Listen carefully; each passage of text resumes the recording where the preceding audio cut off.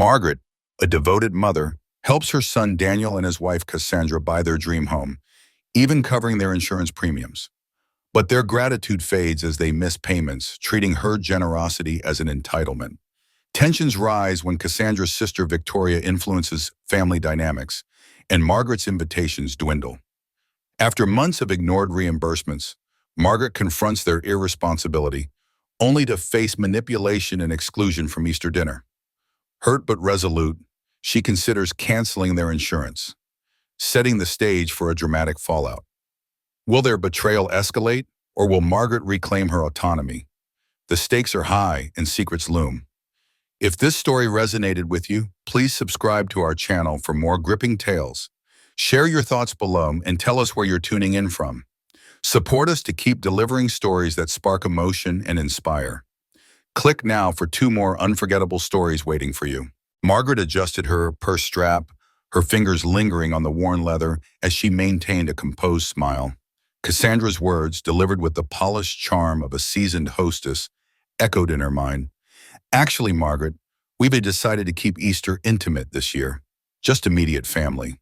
The statement was as casual as a comment about the chance of rain, but it sliced through Margaret with a precision that left her breathless. She nodded, her movements deliberate, and excused herself with the grace of someone who'd spent years swallowing disappointment.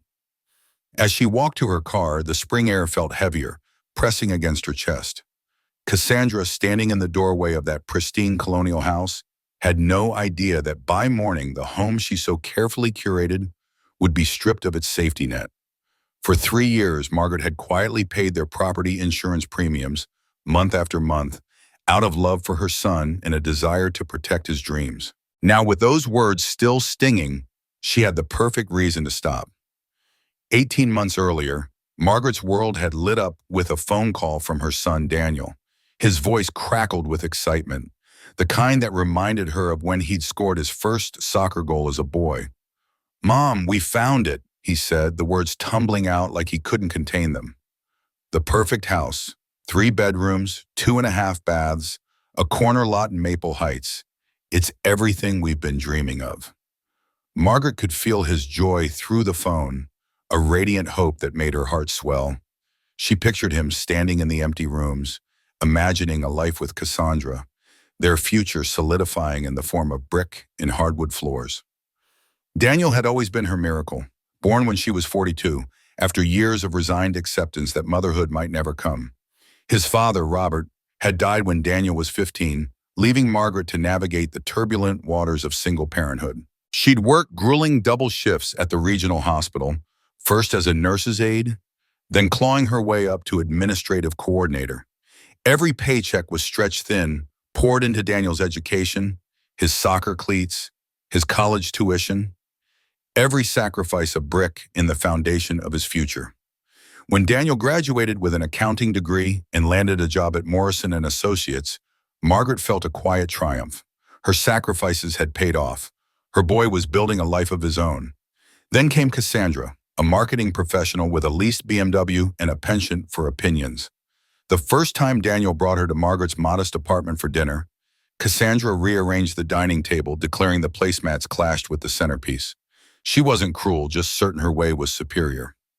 Margaret bit her tongue, chalking it up to generational differences, and smiled through the evening. She wanted to love the woman her son loved, even if Cassandra's confidence sometimes felt like a spotlight, exposing Margaret's simpler life. 8 months into their relationship, Daniel called about the house. His enthusiasm was contagious, and Margaret found herself grinning as he described the granite countertops, the walk-in closet in the master suite, the finished basement, perfect for a home office. But then his voice dipped, heavy with hesitation. "There's just one problem," he said. "We're $8,000 short for the down payment. The seller won't budge, and our loan officer says we need 20% down to avoid PMI. Margaret didn't pause. "I'll transfer it today," she said, her voice steady. "Consider it an early wedding gift." The silence on the other end stretched, and she could hear Daniel's breath catch. "Mom, that's your retirement money," he protested, but it wasn't really a debate. Margaret had lived frugally for years. Same apartment, same Honda Civic, clipping coupons, cooking at home. Her retirement account could spare $8,000 for her son's happiness.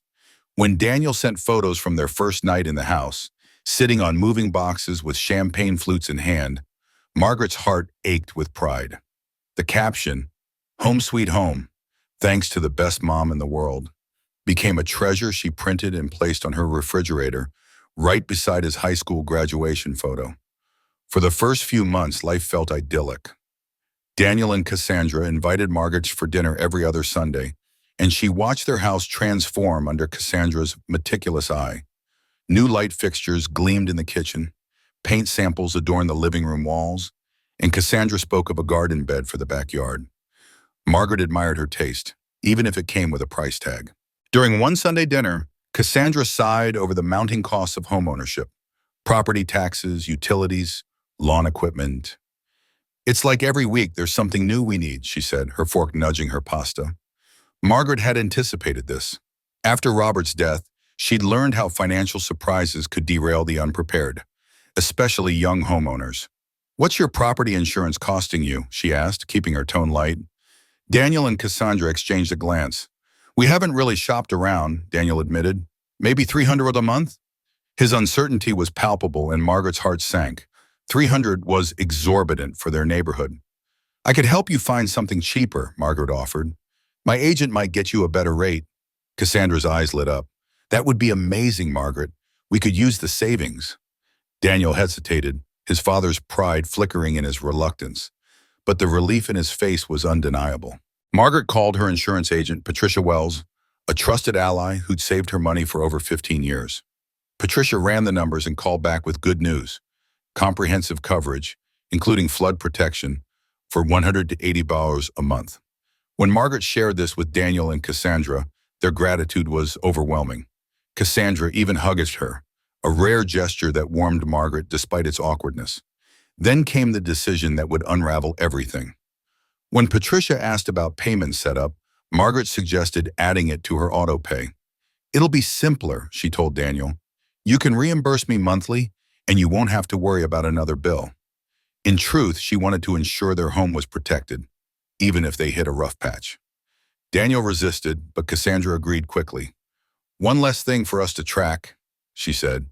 They agreed to transfer 100 imabadis each month, and Margaret handled the policy directly, listed as the account holder with Daniel and Cassandra as insureds. For 6 months, it worked seamlessly. The transfers arrived on time, accompanied by texts: "Insurance paid, you're the best," or transferred, "Thanks for making this easy." Each message made Margaret feel valued, a quiet contributor to their stability. The harmony fractured last summer when Cassandra's sister Victoria moved to town. Recently divorced and fiercely opinionated about family boundaries, Victoria stayed with Daniel and Cassandra for 3 weeks while apartment hunting. Margaret sensed the shift immediately. The Sunday dinners grew less frequent, and Cassandra's warmth cooled. Victoria's presence seemed to amplify Cassandra's confidence, turning her subtle dismissals into something sharper. Margaret felt like an outsider in the home she'd helped build, her role reduced to a footnote in their story. The sting of Cassandra's Easter exclusion was the final blow, a reminder that love, even a mother's, could be taken for granted. As Margaret drove away, the weight of her decisions settled in. She'd stopped paying the insurance, not out of spite, but because she'd given enough. The house, with its perfect facade, would face the world unprotected, just as she now felt in the face of their indifference. The shift in our family rhythm crept up so subtly that I barely noticed it at first. My Sunday dinners at Daniel and Cassandra's house, once a weekly cornerstone filled with the shared stories and laughter, started to thin out. Invitations came less frequently, like a faucet slowly tightening. When I did visit, the warmth of those evenings was laced with an undercurrent of tension. Cassandra, with her poised smile, began dropping pointed comments about her fierce independence. One night, as we cleared the dinner table, she declared with a knowing glance, "I've always believed couples should manage their own money. It's cleaner that way, don't you think? No dependencies, no complications." Her eyes locked onto mine, her words heavy with implication. Inside, I felt a pang of unease, but I brushed it off with a polite nod, steering the conversation elsewhere. Yet, I couldn't ignore how Cassandra's words seemed to land on Daniel like seeds, taking root in the quiet way he listened, his gaze drifting to her with admiration. The monthly insurance transfers, which I'd been covering for their home as a gesture of love, continued without a hitch, at least financially. But other things were changing, eroding the closeness we once shared. My visits dwindled to every other weekend, then once a month. When I called to catch up with Daniel, Cassandra often picked up, her voice bright but brisk. "He's swamped with work," she'd say, or "he's at the gym tackling some home projects." Never rude, just expertly deflecting. "I'll let him know you called," she'd promise cheerfully. "He'll get back to you when he can." Daniel usually did call back, but our talks felt different. Rushed, distracted, like he was checking an item off a list. When I shared updates about my life or asked about theirs, his responses were clipped, followed by quick exits. "I should go help Cassandra with dinner," or "we've got an early morning." Valid excuses, sure, but each one chipped away at the warmth that had always defined us. I felt a slow, aching distance growing, like a crack spreading through glass. The first missed insurance payment in February didn't alarm me much. I knew they'd just returned from a sunny Florida vacation, their social media brimming with palm trees and beachside cocktails. Vacations cost a bit, and I assumed their budget was tight. I quietly paid the premium from my savings and sent Daniel a gentle nudge. "Hey, honey, just letting you know the insurance went through. No rush, but whenever you can transfer it, that'd be great." Within an hour, he apologized and sent the money, his text tinged with gratitude. I breathed a sigh of relief, chalking it up to a one-off. But then April brought another oversight. This time, the payment was 4 days late. I covered it again, but my message was firmer. "Daniel, the insurance is due, and I haven't received your transfer yet. Can you send it Ode?" His reply was short. "Sorry, forgot. Sending now." No explanation, no acknowledgement that I'd stepped in twice now. A knot of frustration tightened in my chest, but I tried to give them grace. That's when I started noticing their social media more closely. Cassandra's Instagram was a polished gallery of their lifestyle, dinners at upscale restaurants, weekend escapes to wine-soaked vineyards, sleek new furniture filling their home, a designer handbag she'd saved up for. Meanwhile, I was dipping into my fixed income to float their insurance, only to be met with silence or indifference when I asked for reimbursement. The third missed payment in June pushed me over the edge. I'd covered the premium for 5 days before Daniel finally responded to my increasingly pointed texts. "Things are tight this month," he wrote. "Can you spot us until the 15th? No apology, no recognition that this was becoming a pattern, just a casual assumption I'd keep stepping up. I covered them until the 15th, then waited until the 22nd when the money finally arrived. By then, a bitter clarity settled over me. They weren't forgetting. They'd stopped seeing the insurance as their duty. In their minds, it had become my role, my gift to their household, freeing up their money for other things. The realization hurt more than I'd expected, a deep, stinging ache that lingered like a bruise. Daniel was still my son, and Cassandra wasn't malicious. They just drifted into a mindset where my help felt owed, not earned.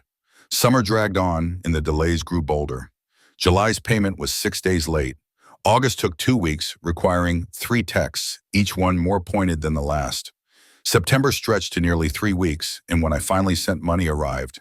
It came without a word, just a cold, silent transfer, like settling a utility bill. My frustration simmered into something heavier. Betrayal, maybe, or grief. I started October. I was seriously debating whether to keep this up insurance policy. It was in my name, so I could cancel it if I chose. But the thought of leaving their home unprotected gnawed at me. What if a fire tore through their house? Or a flood ruined everything? Could I live with myself if my hurt feelings led to their devastation?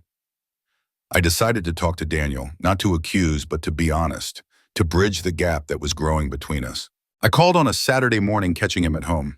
"Hi, honey," I said, my voice warm and familiar, stirring memories of our old closeness. "Got a few minutes to talk?"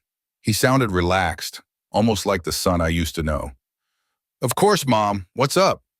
I chose my words carefully, focusing on the practical rather than the pain. "The insurance arrangement isn't working as smoothly as we'd planned," I said. "Payments are coming later and later, and I'm covering the premiums more than I expected." Maybe it'd be better if you set up direct billing with the company. There was a pause, then a sigh. Mom, we really appreciate what you do, he said. But honestly, things are tight right now. Cassandra's planning to redo the master bathroom, and we're trying to save for that. The insurance has really helped our budget. Can't we just keep it like this? His casual tone stung, like my concerns were an inconvenience.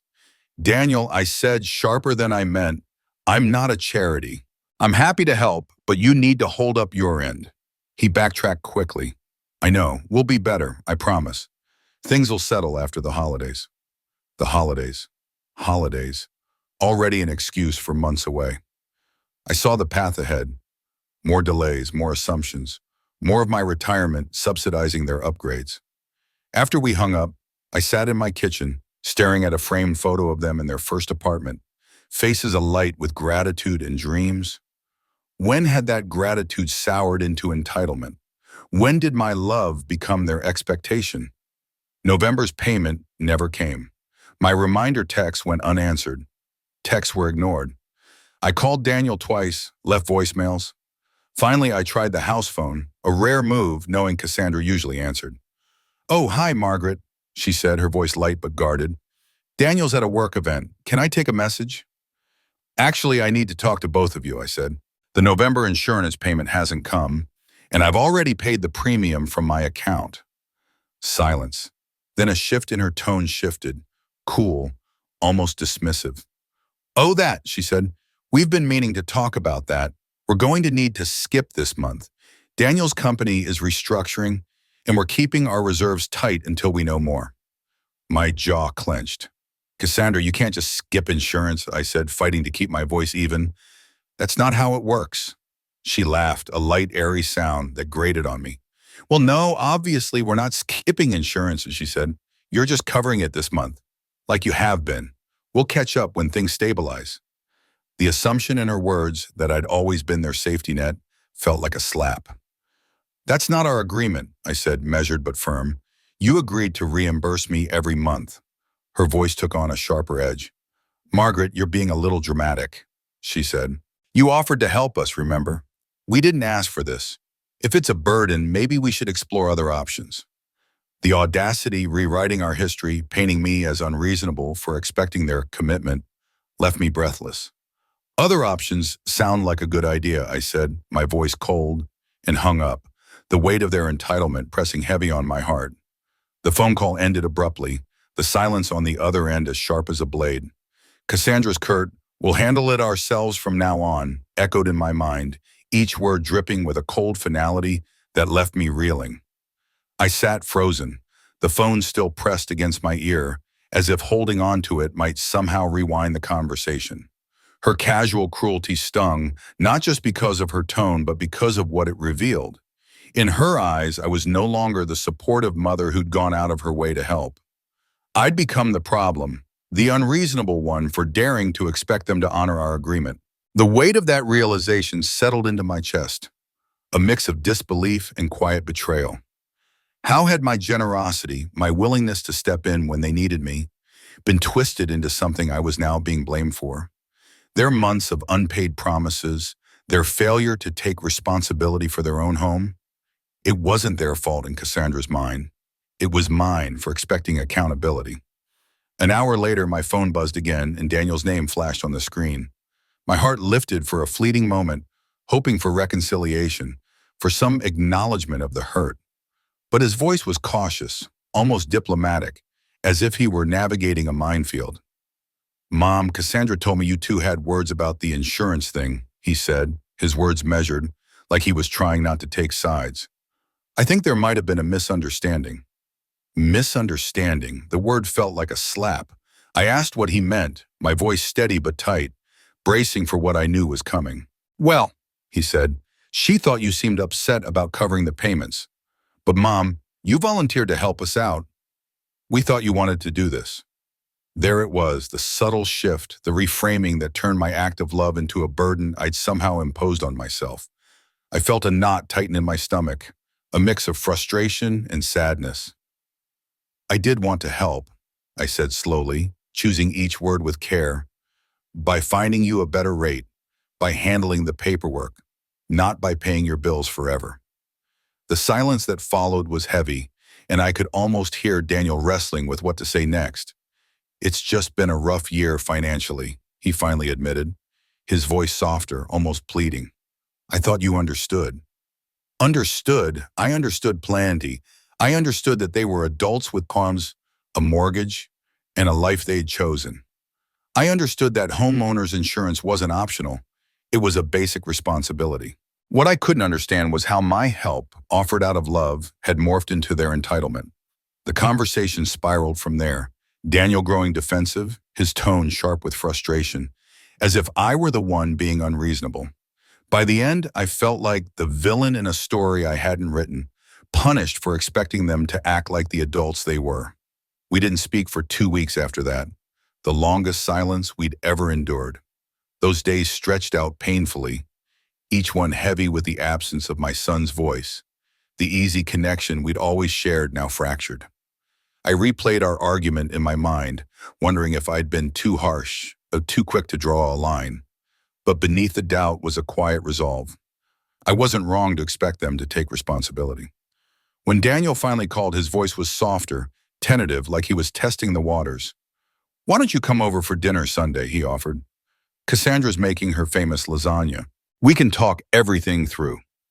My heart lifted despite the lingering hurt, a flicker of hope that we could mend what had been broken. I agreed, clinging to the possibility of rebuilding the effortless bond we'd once had. That Sunday, I arrived at their house with a bottle of wine and a small centerpiece from the farmer's market, the kind of thoughtful gesture I'd always brought to their home.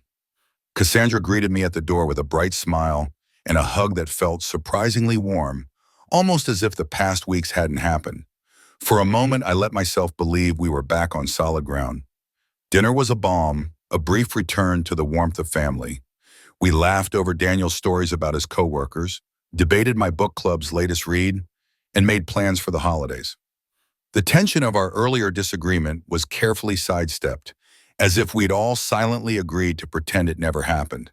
For those 2 hours, we were us again, connected, comfortable, a family. I helped Cassandra with the dishes while Daniel built a fire in the living room, the crackle of the logs filling the space with a cozy familiarity.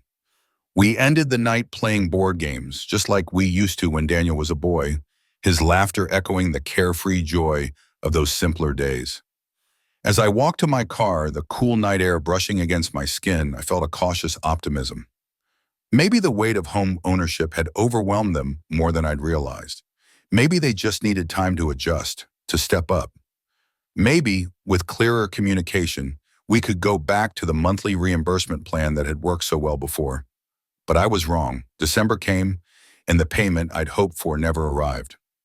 My texts went unanswered, each unread message a small stab of disappointment.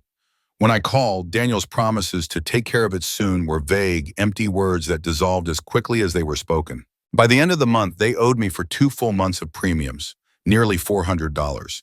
I'd covered their insurance for 60 days without a single cent in return, without even the courtesy of a genuine apology.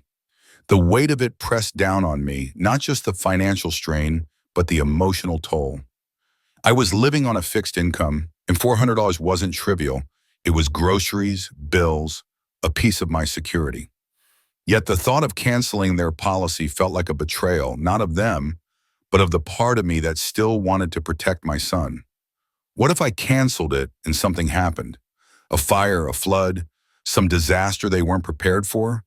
What if their procrastination left them vulnerable? I couldn't bear the thought of their negligence leading to ruin. So I paid January's premium too, making it 3 months in a row. Each payment felt like a surrender, a quiet acknowledgement that I was still tethered to their irresponsibility. I sent Daniel one final text, my fingers trembling as I typed, "I've now paid 3 months of your insurance premiums without reimbursement. This arrangement is no longer working for me. Please get your own policy by March 1st because I'll be canceling this one." His reply came 6 hours later, short and dismissive. "Got it. Thanks for the heads up."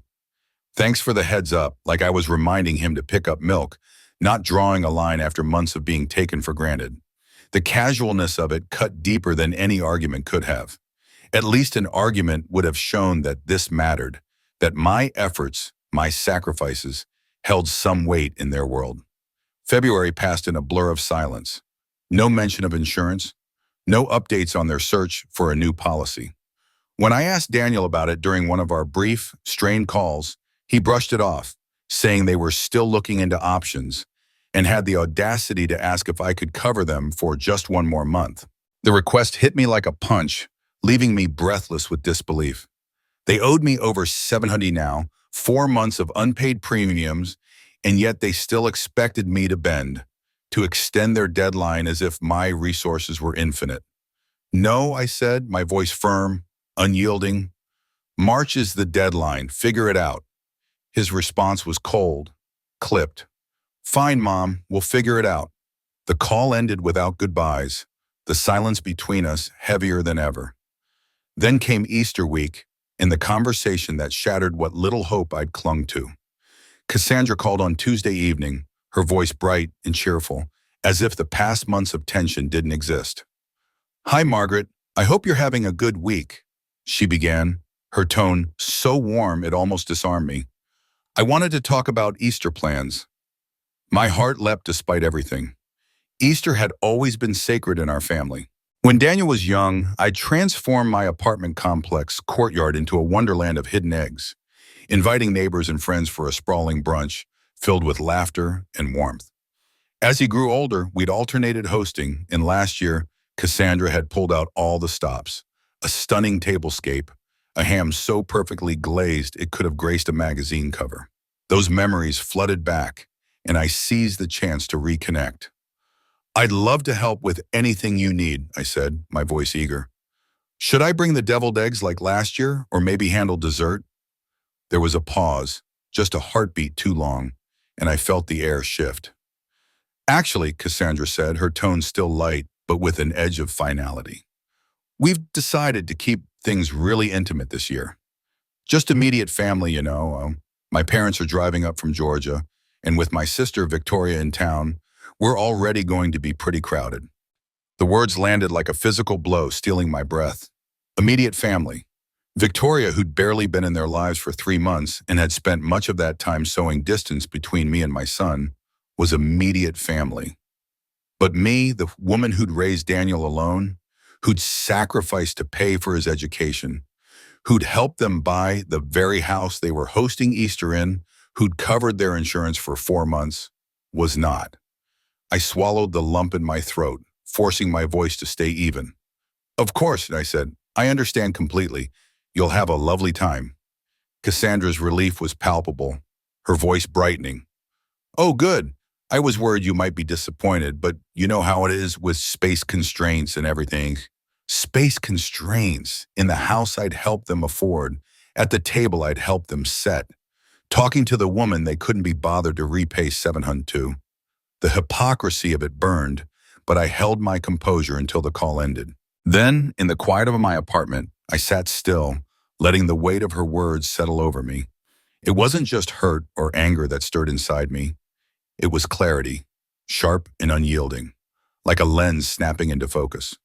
I saw exactly where I stood in their lives, and I knew exactly what I needed to do.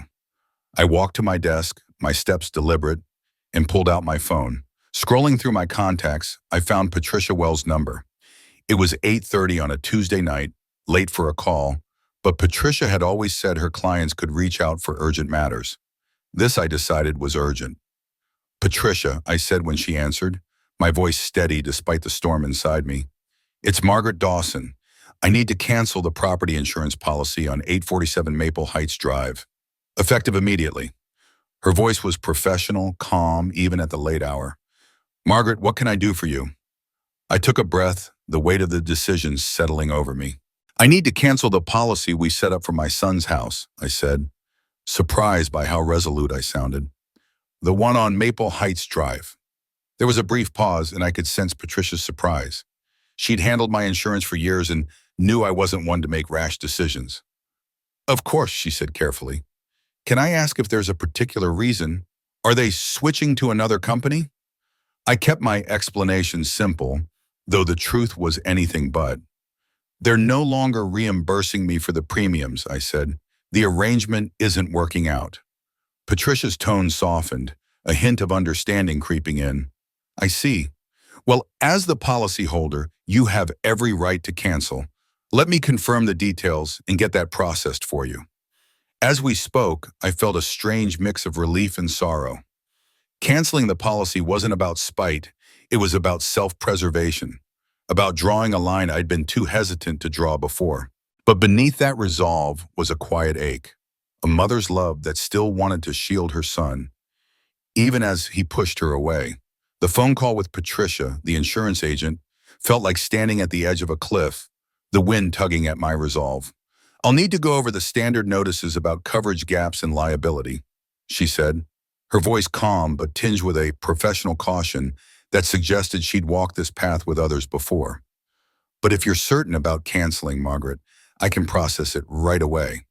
Her words hung in the air, heavy with unspoken questions.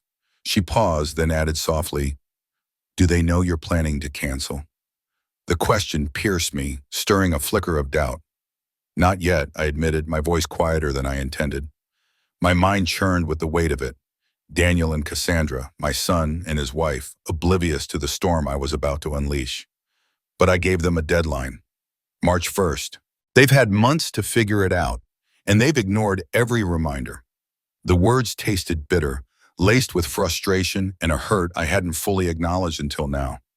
I'd been their safety net for too long, catching their missed payments, their excuse, their casual disregard for the burden they'd placed on me. Patricia didn't respond immediately. I could almost hear her weighing the consequences, her silence a mirror to my own tangled thoughts. "All right," she said finally, her tone shifting to the procedural. "I'm required to inform you that canceling their coverage will leave the property unprotected against damage, theft, or liability claims. It could also violate their mortgage terms, as lenders require continuous coverage."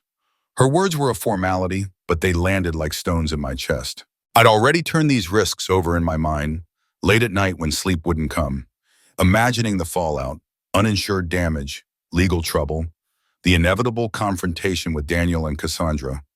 I'd braced myself for it all. "I understand," I said, my voice steady despite the tremor in my heart. "How soon can the cancellation take effect?" Patricia's keyboard clicked in the background, a rhythmic reminder of the finality I was setting in motion. "I can process it tonight, effective tomorrow morning," she replied. "The mortgage company will be notified automatically within 24 hours. Do you want me to proceed?" For a fleeting moment, my finger hovered over the end call button, a lifeline to the world where I could still turn back. Canceling their insurance wasn't just a financial decision, it was a severance, a line drawn in the sand between the mother who'd always fix things and the woman who was done being taken for granted. My heart ached at the thought of Daniel's face when he realized what I'd done. The confusion, the anger. But beneath that ache was a resolve, hard-earned and unyielding. I was tired of their excuses, their assumption that I'd always step in, their failure to see me as anything more than a resource. "Yes," I said, my voice firm, cutting through the doubt. "Please proceed with the cancellation." Patricia's fingers danced across her keyboard, each click a step toward freedom. "Done," she said. "You'll get a confirmation email within the hour, and any unused premium will be refunded to your account within 5 business days." She hesitated, then added, "Margaret, I hope you don't mind me saying this, but in 30 years of this job, I've seen this too many times, family members footing the bill, then left holding the bag when things fall apart. You're doing the right thing." Her words, kind but blunt, settled over me like a warm blanket. Validation, unexpected and raw, from a stranger who'd seen the same story play out in countless other families. After we hung up, I moved to the kitchen, my hands trembling slightly as I filled the kettle for chamomile tea. The apartment was quiet, save for the soft hum of the refrigerator and the distant murmur of traffic outside. I sat at my small kitchen table, the steaming mug warming my hands, and stared out at the parking lot below, its asphalt glistening under the streetlights. For the first time in months, a stillness settled over me. Not joy, not yet, but a release. The weight of their missed payments, their flippant excuses, their expectation that I'd always cover for them, it was lifting, leaving a fragile piece in its place. My phone buzzed with Patricia's confirmation email. The policy was officially canceled as of 12:01 a.m. Thursday. In just a few hours, Daniel and Cassandra's house would stand unprotected, vulnerable to any disaster. Fire, flood, theft. A pang of guilt tugged at me, imagining them blindsided, scrambling to understand how it had come to this. But then I remembered the months of warnings, the unreturned calls, the way they'd brushed off my pleas for responsibility as if I were nagging about something trivial. They'd had their chance, months of chances, and they'd chosen to ignore them. I wasn't their mother in this moment. I was a woman reclaiming her boundaries, her dignity, her right to say no. That night I slept deeply, untroubled by the usual anxieties, payment deadlines looming, voicemails left unanswered, the slow burn of resentment at being treated like a bank instead of a person. The quiet of my apartment wrapped around me, a sanctuary of my own making. For the first time in weeks, I woke without a knot in my stomach, without the dread of another day spent chasing people who didn't respect me.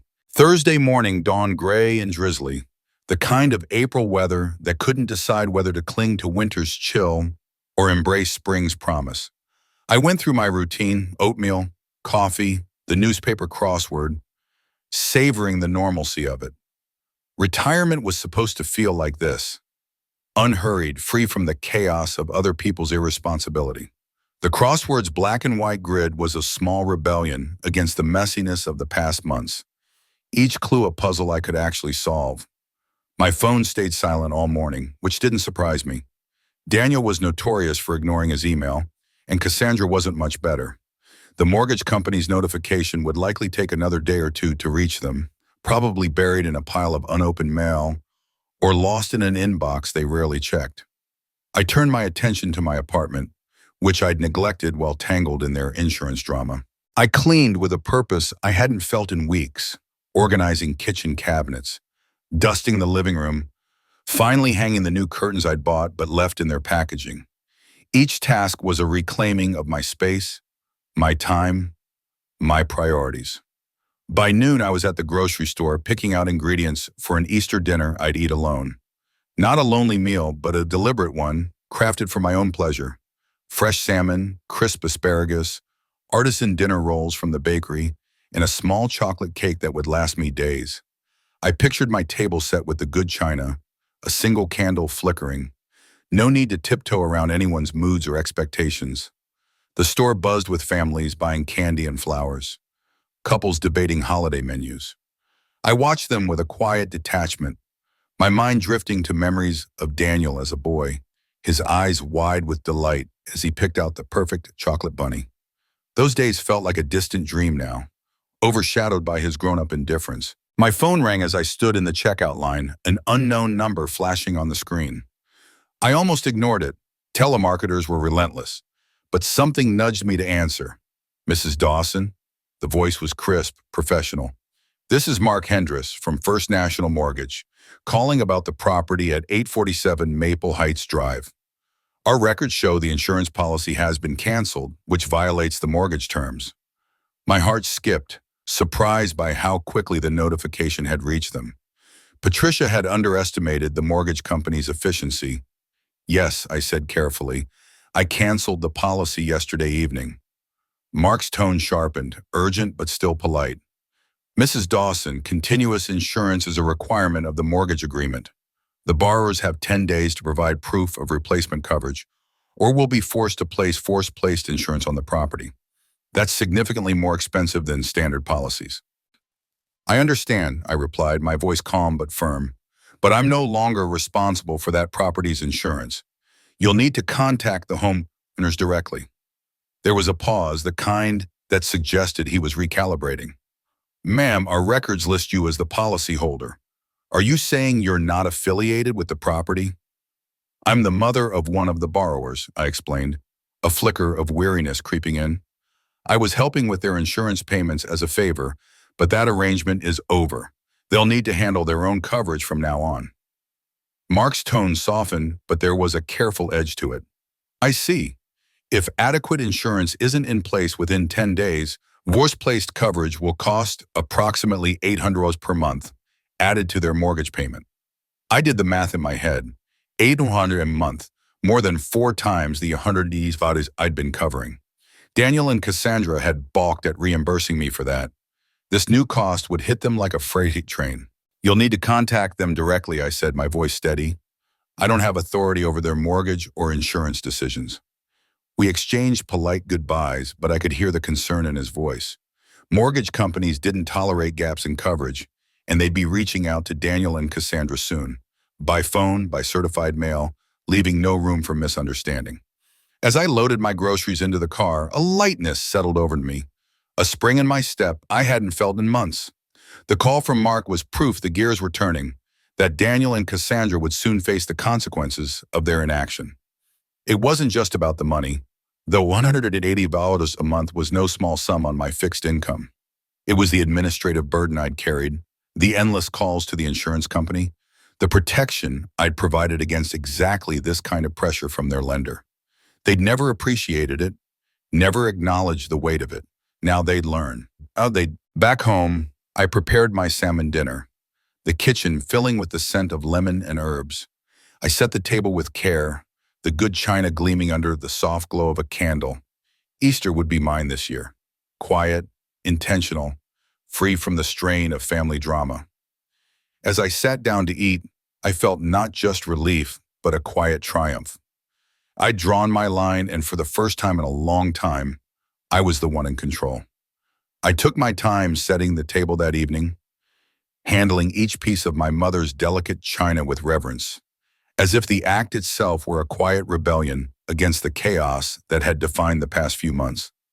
The cloth napkins, usually tucked away for rare celebrations, felt like a small gift to myself, their soft folds a reminder that I deserved moments of care and intention. I poured a glass of crisp white wine, its golden hue catching the soft glow of the dining room light, and settled into a meal crafted entirely to my taste, seasoned with herbs I loved, cooked to the exact doneness I preferred, savored slowly without the weight of anyone else's expectations. No one was glancing at their phone. No one was hurrying through small talk to chase their own plans. The silence in my apartment, once heavy with loneliness, now felt like a warm blanket, soothing and restorative. For the first time in what felt like forever, I wasn't carrying the burden of their financial recklessness, the missed payments, the broken promises, the guilt that had gnawed at me for wanting basic respect. Their insurance mess, which I'd been propping up for far too long, was no longer my problem. As I finished a slice of rich chocolate cake, my fork lingering over the last crumbs, my phone buzzed at 6:30 p.m., jarring the peace. Daniel's name flashed on the screen, and my stomach clenched, a faint echo of the anxiety I'd been trying to shed. This was the moment I'd been bracing for, equal parts dreaded and anticipated, like standing on the edge of a cliff, knowing you had to jump. I answered, and his voice came through tight and strained, like he was holding back a storm. "Hi, Mom," he said, pausing as if testing the waters. "I just got a really weird call from the mortgage company. They said something about our insurance being canceled. I think it's some kind of mix-up." His words were carefully measured, clinging to the hope that this was just a clerical error, something he could smooth over with a quick call. I took a breath, steadying myself. "There's no mix-up, Daniel," I said, my voice calm but unyielding. "I canceled the policy yesterday." The silence that followed was so long I wondered if the call had dropped. I could almost feel him grappling with the words, his disbelief pulsing through the line. "Mom," he said at last, his voice cracking slightly. "What do you mean you canceled it? You can't just cancel our insurance without telling us." I leaned back in my chair, the weight of months of frustration settling into a quiet resolve. "Actually, I can," I replied. "The policy was in my name because I was the one paying for it. You stopped reimbursing me months ago, so I stopped covering it." My tone was even, not out of anger, but from a place of clarity. This wasn't an outburst, not a petty act of revenge. It was the natural outcome of their choices, a boundary I should have drawn long ago. I could hear Daniel's breathing quicken, a hint of panic creeping in. "But Mom," he said, his voice rising, "we can't just not have insurance. The mortgage company is freaking out.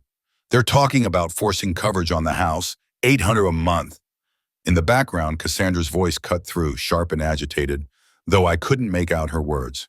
It was like static, amplifying the tension. Then you should probably start calling insurance companies for quotes, I suggested, keeping my voice steady, almost detached. I gave you a deadline in March to figure this out, and you ignored it. Now it's on you to handle. Daniel went quiet again, and I could picture him standing in their cluttered living room, his brow furrowed, trying to process that I wasn't swooping in to fix this. "Mom, this is serious," he said, and now the panic was unmistakable, sharp and raw. "We can't afford $800 a month for insurance. That would wreck our budget." The irony hit me like a punch. $800 a month was unthinkable, but they'd had no issue letting me cover $700 in premiums they never paid back, as if my bank account were an extension of theirs. "Most insurance companies can bind coverage over the phone," I said, my voice still calm, almost clinical. "If you call tomorrow morning, you can probably get something in place before the mortgage company's deadline." Cassandra's voice grew louder in the background, and I heard Daniel muffle the phone to speak to her, their words a frantic murmur. When he returned, his tone had shifted, laced with a mix of frustration and pleading. "Mom, look, I know we've been a little behind on the reimbursements, but you can't just leave us hanging like this. We're family. Family doesn't abandon each other over money." The guilt trip was so familiar it almost worked, stirring a reflex to apologize, to promise to reinstate the policy, to smooth things over like I always had.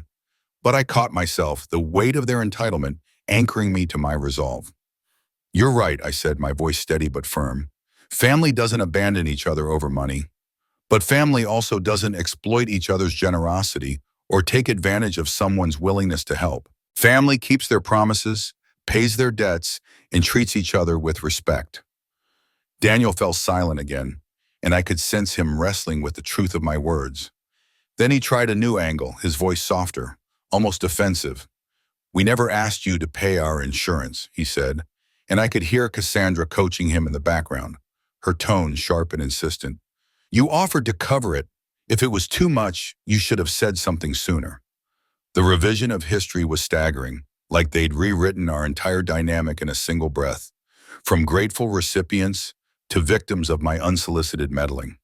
"I did say something," I replied, my voice unwavering. "I sent texts, made calls, set deadlines. You ignored every single one." Suddenly, Cassandra's voice was on the line, sharp and biting, like a blade slicing through the conversation. "Margaret, I cannot believe you would do something this vindictive," she said, her words dripping with accusation. "We have Easter guests coming, family visiting, and now we're stuck dealing with this insurance crisis because you decided to throw a tantrum." A tantrum. 4 months of unpaid premiums, $700 I'd covered out of my own pocket, months of being treated like a bank instead of a mother, and my decision to stop enabling their irresponsibility was reduced to a childish outburst. I felt a cold anger rise, but I swallowed it, keeping my voice icy and composed. "Cassandra," I said, "you abandoned me from Easter dinner because I'm not immediate family. So I'm treating you the way you've made it clear you see me, as strangers. And strangers don't pay each other's bills indefinitely." The line went quiet, save for muffled voices as they conferred, their words too soft to discern, but heavy with tension. Daniel came back on, his voice softer now, almost pleading. "Mom, the Easter thing wasn't about you not being family," he said. "Cassandra's parents are coming, her sister's here, and the space is just tight. It wasn't personal." But it was personal, and we all knew it. Victoria, Cassandra's sister, had been welcomed without question, while I, the woman who raised Daniel, who helped them buy their home, was politely pushed aside. "It felt personal to me," I said quietly, the hurt seeping into my words despite my efforts to keep it at bay. "But that's fine. You wanted space, independence, to handle things on your own. Now you can." The conversation was spiraling into a pointless argument, one that would only leave us all more raw. So I ended it. "Daniel, I love you," I said, my voice firm but not unkind. "But I'm done being taken advantage of. Call some insurance companies tomorrow and get your own policy. Take care of yourselves." I hung up before he could respond, then turned off my phone, cutting off the possibility of angry follow-ups or guilt-laden texts. I could already imagine Cassandra's inevitable social media post, veiled but pointed, about ungrateful family members who betray their own. But I'd said what needed saying, drawn the line I should have drawn months ago, and now they could face the consequences of their choices. The next morning, Friday, I woke feeling lighter than I had in months, as if I'd shed a weight I hadn't realized I was carrying. My phone showed 17 missed calls and 12 text messages, but I didn't open them. Instead, I brewed coffee, its rich aroma filling the kitchen, and sat with the newspaper, letting the normalcy of the moment ground me. I planned my weekend, a trip to the farmer's market for fresh produce, maybe a matinee at the discount theater, and definitely some time tending my neglected community garden plot. Around 10 o'clock a.m., the doorbell rang, pulling me from my thoughts. Through the peephole, I saw Daniel, his hair messy, dark circles under his eyes, holding a small bouquet of grocery store flowers. He looked like he hadn't slept, his face etched with worry. Part of me wanted to ignore him, to pretend I wasn't home, but that felt like running away. I opened the door but didn't invite him in, standing in the doorway as a silent boundary. "Mom, we need to talk," he said, his voice heavy with exhaustion. "Can I come in?" I stepped aside, letting him enter, but I didn't offer coffee or a seat. This wasn't a visit for catching up. He launched in without preamble. "I called 6 insurance companies this morning," he said, running a hand through his hair. The cheapest quote was $290 a month, with higher deductibles than before. Most want the first month plus a deposit up front. "Mom, we don't have $600 lying around to start a new policy." I leaned against the kitchen counter, waiting for him to continue. "The mortgage company called again," he went on, his voice tightening. "They said if we don't have proof of coverage by next Friday, they'll slap on forced coverage, $812 a month. We can't afford that." I looked at him, his brown eyes pleading, the same eyes that used to melt me when he was a boy, breaking something precious and begging for forgiveness. "So what are you asking me to do?" I said quietly. He hesitated, then spoke, his voice small. "Could you maybe turn the old policy back on, just temporarily until we can save up for our own?" The audacity took my breath away. After months of missed payments, after treating me like their personal safety net, after excluding me from their family gathering, he was asking me to bail them out again. I stood there, letting the weight of his request settle, knowing my answer would define the boundaries of our relationship moving forward. I stood in my small, sunlit apartment, the faint scent of grocery store flowers lingering on the counter where Daniel had left them. His voice still echoed in my mind, trembling with a mix of desperation and frustration. "Mom, please," he'd said, his words cracking like thin ice under pressure. "I know we messed up with the payments. I know we should have been more responsible, but we'll pay you back everything we owe, I promise. Just give us a little more time." It was the same promise he'd been dangling for months, each one laced with the same tired excuses, the same unspoken assumption that my bank account and my patience were bottomless wells for their mistakes. My heart ached as I looked at him, my son, his broad shoulders hunched and his eyes fixed on his hands, avoiding mine. I could see the boy he used to be, eager, bright, full of dreams. But now those dreams seemed buried under a pile of poor choices and misplaced priorities. "Daniel," I said, my voice soft but firm, like a hand steadying a wobbling table. "You've had months to sort this out, Wes. Months of deadlines, conversations, chances to step up and take responsibility. Instead, you've treated my help like it's your birthright." The words felt heavy as they left my lips, not because they were harsh, but because they were true. I watched his face, searching for a flicker of understanding, but he stayed silent, his fingers twisting together as if they could unravel the mess he'd made.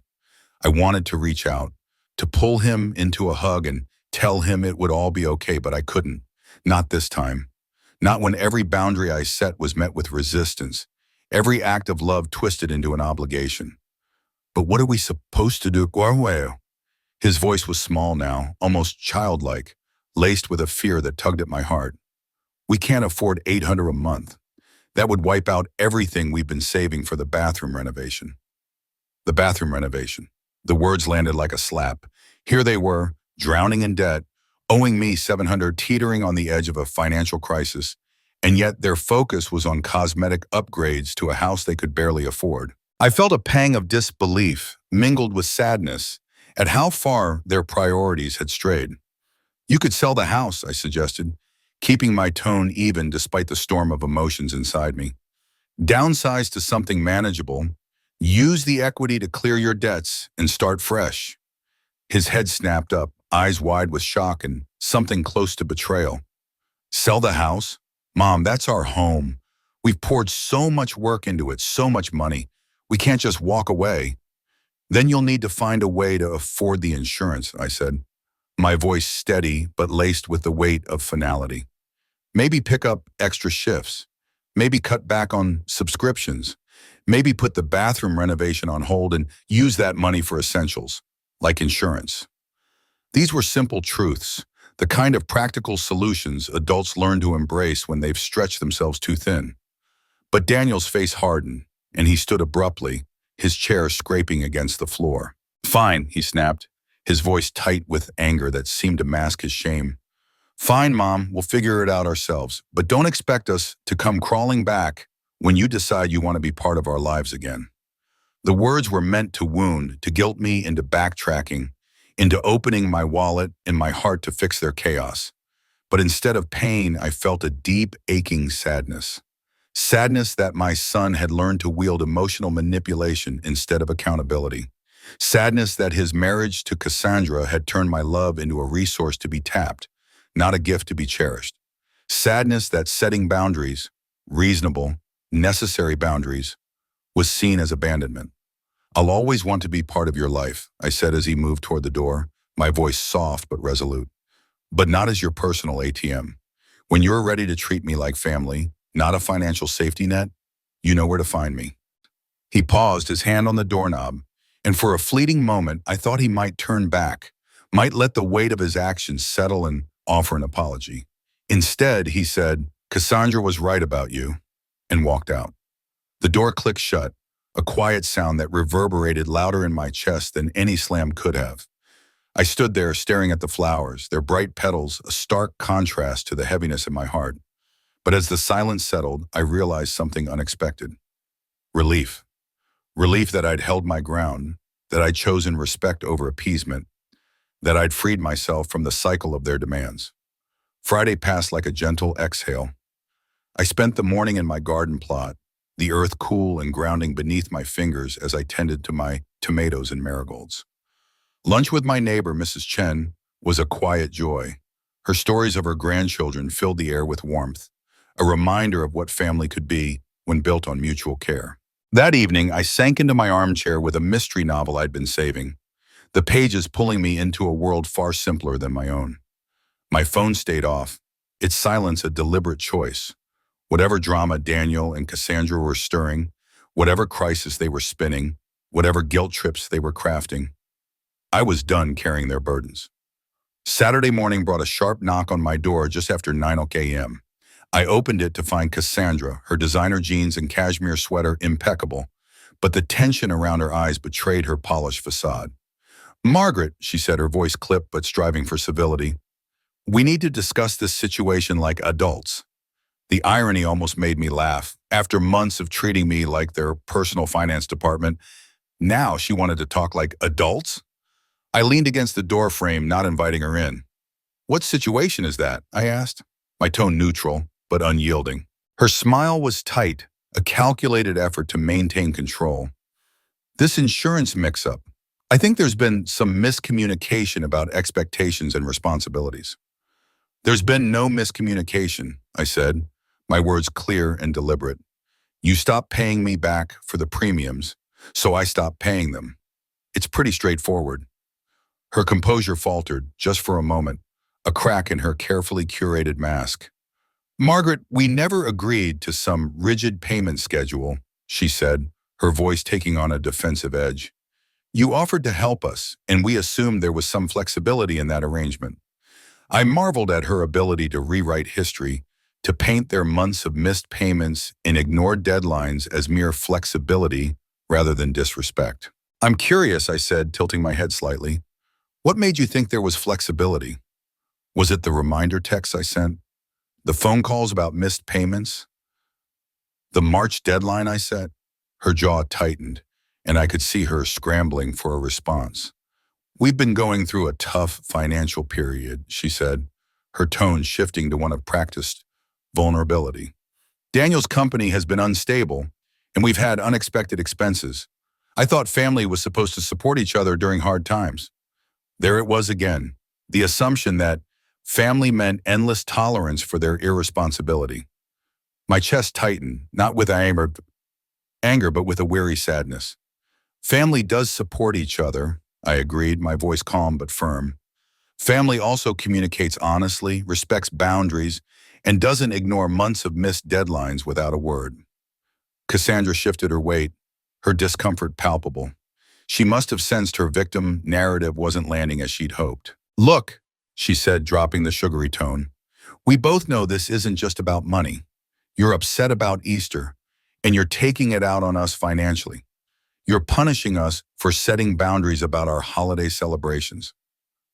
Her directness was almost refreshing, but her audacity stunned me. She was framing their exclusion of me, after I'd spent months subsidizing their lifestyle, as their boundary setting. I stared at her, my mind reeling at her ability to twist the narrative. Cassandra, I said, my voice steady despite the hurt rising in my throat. You excluded me from Easter after I'd been paying your insurance, helping with your house, solving your financial problems. You called your sister immediate family while treating me like an outsider. And then you're surprised when I stop bankrolling people who've made it clear I'm not really part of their family. We never said you weren't family, she protested, but her voice lacked conviction, as if she knew the truth behind her words was flimsy. We just needed space to build our own traditions. That's normal for young couples. Young couples who lived in a house I'd helped them buy, whose insurance I'd covered, whose financial messes I'd cleaned up while they planned bathroom renovations. You're right, I said, my tone measured but resolute.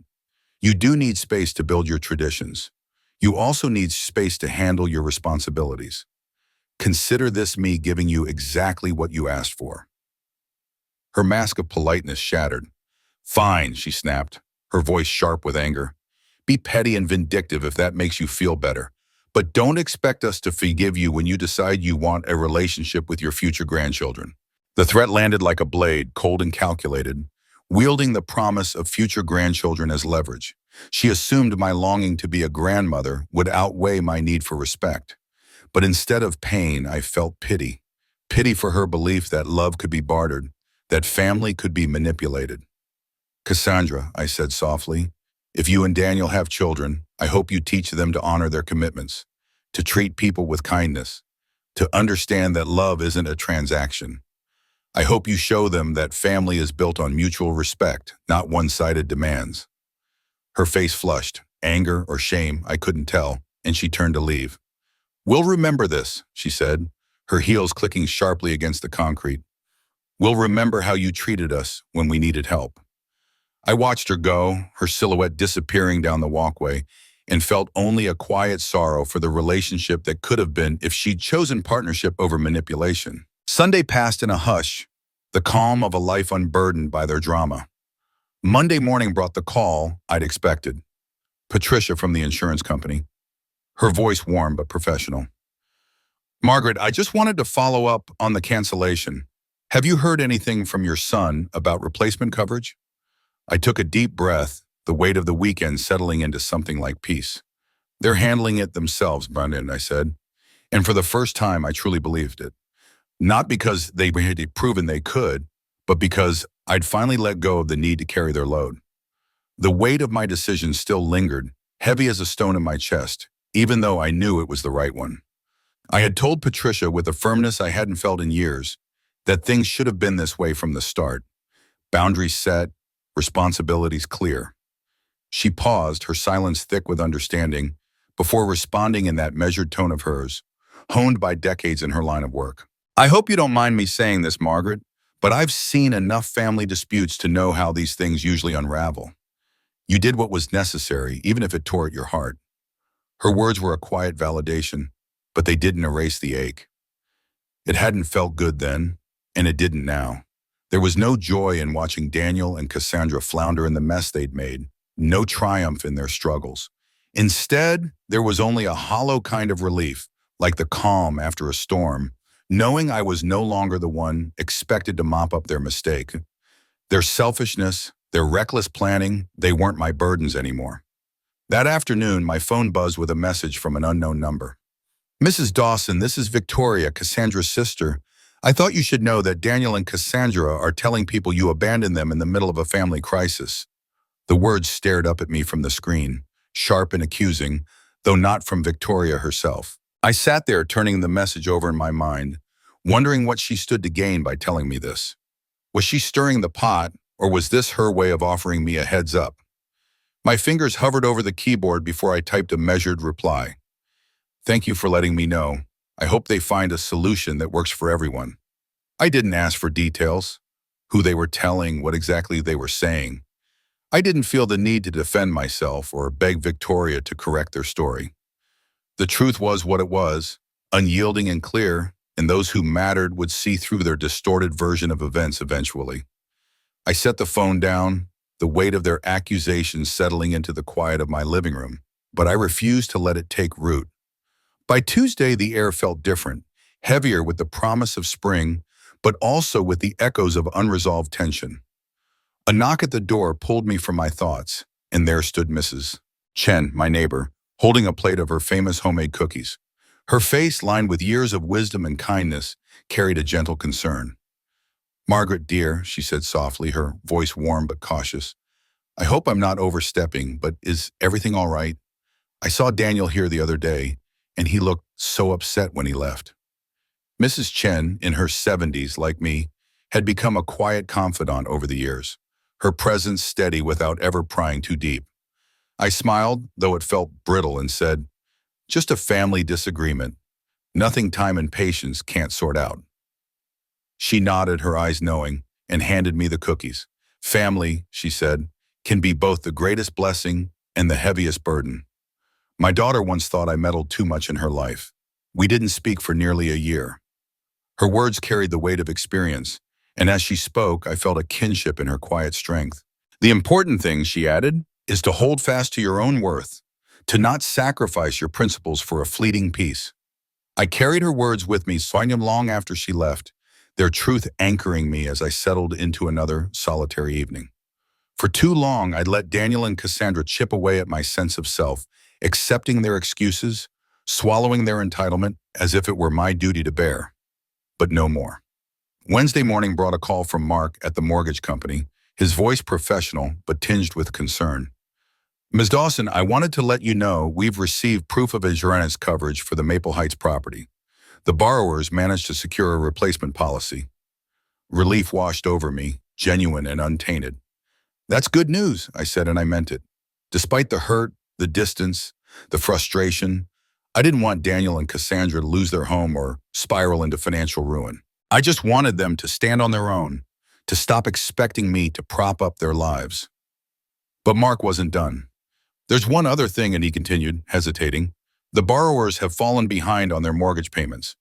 Just 1 month so far, but with the insurance lapse, it's raised some concerns." The words hit me like a cold wind. Daniel hadn't mentioned a word about missed payments, though I shouldn't have been surprised. He'd kept the insurance issue from Cassandra for months too. "I'm not involved in their finances," I told Mark firmly. "You'll need to reach out to them directly." After we hung up, I sat at my kitchen table, the morning light spilling across the wood, and wondered just how deep their troubles ran. A missed mortgage payment wasn't a small thing. It wasn't the kind of slip that happened when you were just a little short on cash. It pointed to something bigger, a failure to plan, to prioritize, to manage. I could feel the old instincts stirring, the part of me that wanted to call Daniel, to offer advice, to help them sort it out. But I stopped myself. The Margaret who'd spent months enabling their irresponsibility would have jumped in, desperate to fix it. The new Margaret, the one who'd learned to draw a line between love and obligation, knew this was their mess to clean up. If they wanted my help, they could ask, honestly, respectfully, without the guilt trips or manipulation.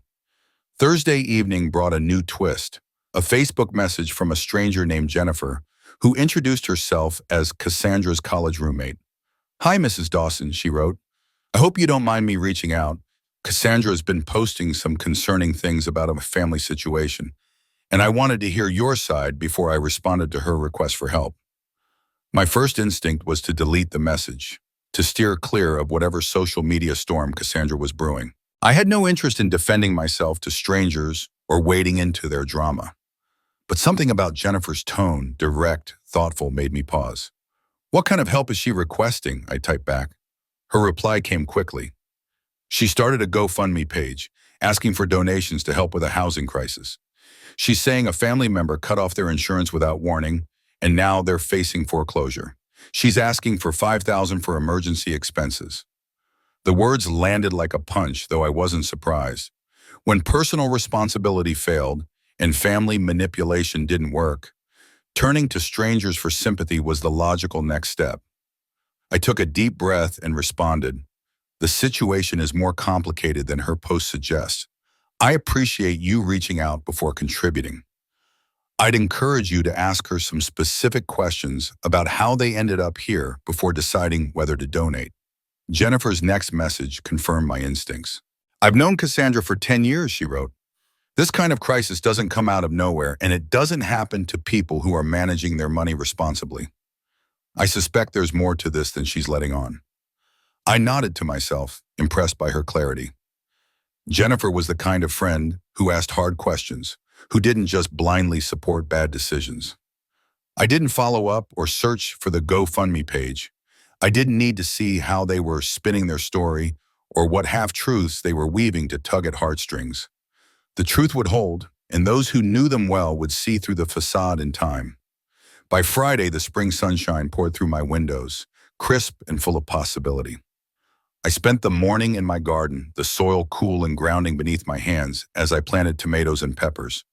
As I worked, I reflected on how much had changed in just a week. 7 days ago, I'd been consumed with worry over their missed payments, their financial chaos weighing on me as if it were my own. Now I felt a quiet freedom, free to focus on my own life, my own dreams, my own small joys, free to spend my money on things that mattered to me, not on bailing out others' obligations, free to make plans without the constant dread of their next crisis, free to love my son without enabling his worst habits. The phone rang as I washed the dirt from my hands, and Daniel's name flashed on the screen. For a moment I hesitated, the memory of our last argument, sharp words, raised voices, still fresh. But curiosity, or maybe hope, won out, and I answered. "Mom," he said, his voice softer, almost fragile, unlike the defensive tone I'd grown used to. "I was wondering if we could talk. Not about the insurance thing, just talk like we used to." His words hung in the air, and I felt a flicker of something. Hope, maybe, or just the ache of wanting things to be different. But I held my ground, knowing that any conversation would need to start with honesty, not excuses, and that whatever came next was up to him. The raw edge in Daniel's voice hit me like a sudden gust of wind, unsettling and unfamiliar. It wasn't the sharp, defensive tone I'd grown used to during our last argument when he'd stormed out of my apartment, leaving a trail of unresolved tension. This was something softer, almost fragile, as if he were standing on the edge of a confession he wasn't sure he could make. "Just talk to me like we used to," he said, his words carrying a quiet plea that stirred something deep in my chest. For a moment I could hear the boy he'd been. My son, the one who used to call me with every triumph and heartbreak, certain I'd be there to listen. But that boy felt far away now, buried under years of strained silences and unbalanced sacrifices. I settled into my kitchen chair, the worn wood creaking under me, and took a slow breath. "Of course we can talk," I said, my voice steady but softer than I'd intended, betraying the flicker of hope his vulnerability had sparked. "What's on your mind?" The line went quiet, the kind of heavy pause that made me wonder if he was regretting the call, second-guessing whether he could bare his soul after all the distance we'd built. I stared at the coffee mug in my hand, its familiar chip along the rim grounding me as I waited. "I miss you," he said at last, the words tumbling out like they'd been trapped for too long. I miss how things used to be, Mom. How easy it was. I could call you with good news, bad news, anything, and I knew you'd be there, happy to hear from me. I miss that feeling of knowing you were in my corner. His voice cracked slightly, and I could picture him, his broad shoulders hunched, his hand running through his hair the way it always did when he was wrestling with something heavy. The honesty in his words wrapped around my heart, squeezing it tight with a mix of longing and ache. I miss that too, the effortless rhythm we once had, the way our conversations flowed without the weight of unspoken grievances. But as much as his words stirred me, they also brought a pang of clarity. I miss it too, Daniel, I admitted, my voice quieter now, threaded with the weight of truth. But those easy times, they came at a kick. They were built on me always giving, always being the one to bend, while you and Cassandra took. That's not sustainable, and it's not fair. To either of us. I paused, letting the words settle, hoping they'd land gently but firmly. I could feel the old habit of softening my truth for his sake creeping in, but I pushed it back. I wasn't going to carry that burden alone anymore. He didn't respond right away, and in the silence, I could almost hear him grappling with my words, maybe replaying the months, years even, when I'd been the one to smooth things over, to pay for their mistakes, to keep the peace with Bio. I know we messed up with the insurance, he said finally, his voice low, tinged with something that sounded like shame. We took advantage of you. We should have been better about paying you back. I see that now. It was the first time he'd acknowledged it so plainly, and the weight of his admission felt like a small crack in the wall between us. Not enough to tear it down, but enough to let a sliver of light through. Thank you for saying that, I said, my throat tightening. That means more than you know. And it did. For so long, I'd carried the hurt of their carelessness, the sting of being taken for granted. His words didn't erase that, but they were a step, a tentative bridge towards something honest. We talked for another 20 minutes, tiptoeing around the landmines of our past conflicts. He shared news about a potential promotion at work, his voice brightening as he described the new responsibilities he might take on. I could hear the pride in his tone, the flicker of ambition that reminded me of the young man who used to dream big. I told him about my book club's latest pick, a novel about family and forgiveness that felt a little too on the nose for our situation. We laughed cautiously, like two people testing the ice before stepping forward. It wasn't the kind of deep, soul-bearing conversation that could heal everything, but it was something, a start. When we hung up, a quiet warmth settled in my chest, a feeling I hadn't associated with Daniel in months. Hope. Not the naive hope that we could rewind to the past, because that past had been flawed, built on my own willingness to give too much, but a fragile hope that we might find a new way to be family, one rooted in mutual respect instead of one-sided sacrifice. The next day, the check arrived, $43,763, the pro-rated refund from the canceled insurance policy. I sat at my kitchen table, staring at the numbers, my mind spinning as I calculated what it meant. It was more than 2 months' worth of premiums, money Daniel and Cassandra would have owed me anyway if they'd kept up with their promises to repay me. The irony wasn't lost on me. The universe seemed to have a sharp sense of humor, delivering this windfall just when I'd started to reclaim my boundaries. I deposited the check that afternoon, and for the first time in years, I let myself spend some of it on me. I booked a weekend trip to the mountains, a dream I'd tucked away for too long, always prioritizing someone else's needs over my own. The rest went into my savings, a quiet buffer for my own future, for emergencies that belonged to me alone. It felt strange, almost rebellious to spend money on myself without the nagging guilt that someone else might need it more. But it also felt right, like I was finally learning to value my own worth. Tuesday morning brought an unexpected knock at my door. Mrs. Patterson, the sharp-eyed widow from down the hall, stood there, her silver hair neatly pinned, her expression a mix of concern and determination. "Margaret, dear," she said, her voice warm but firm, "I hope I'm not intruding. I've heard some troubling things about your family situation, and I wanted to check on you." Her words caught me off guard, and I invited her in for coffee, curiosity prickling at the edges of my mind. Mrs. Patterson was in her 80s, sharp as a tack, with a knack for knowing the building's every secret without ever seeming to pry. Over the years, our laundry room chats had revealed her quiet wisdom, her ability to see through people's facades without judgment. As she settled into my kitchen chair, cradling her coffee mug, she wasted no time. "Your daughter-in-law stopped by yesterday," she said, her eyes narrowing slightly. "Cassandra, she was asking questions about you, your finances, your mood, whether you've seemed lonely or off lately." The air in the room shifted, growing heavier, and a chill crept down my spine. She wanted to know if you'd been forgetting things, acting confused about money, or isolating yourself from family. She kept saying how worried they were about you, how sudden this insurance cancellation seemed. Mrs. Patterson's tone was steady, but there was a glint in her eyes, a quiet outrage on my behalf. "Margaret, I've known you for 3 years. You're as sharp and sensible as they come.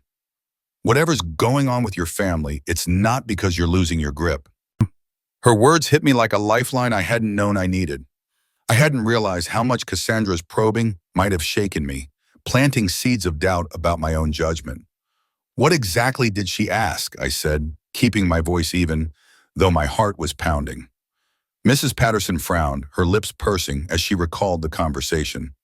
"She was fishing, wanted to know if you'd been making impulsive decisions, if you seemed overwhelmed by financial matters. She even asked if you'd mentioned anything about power of attorney or family helping with your decisions." The implications landed like a punch.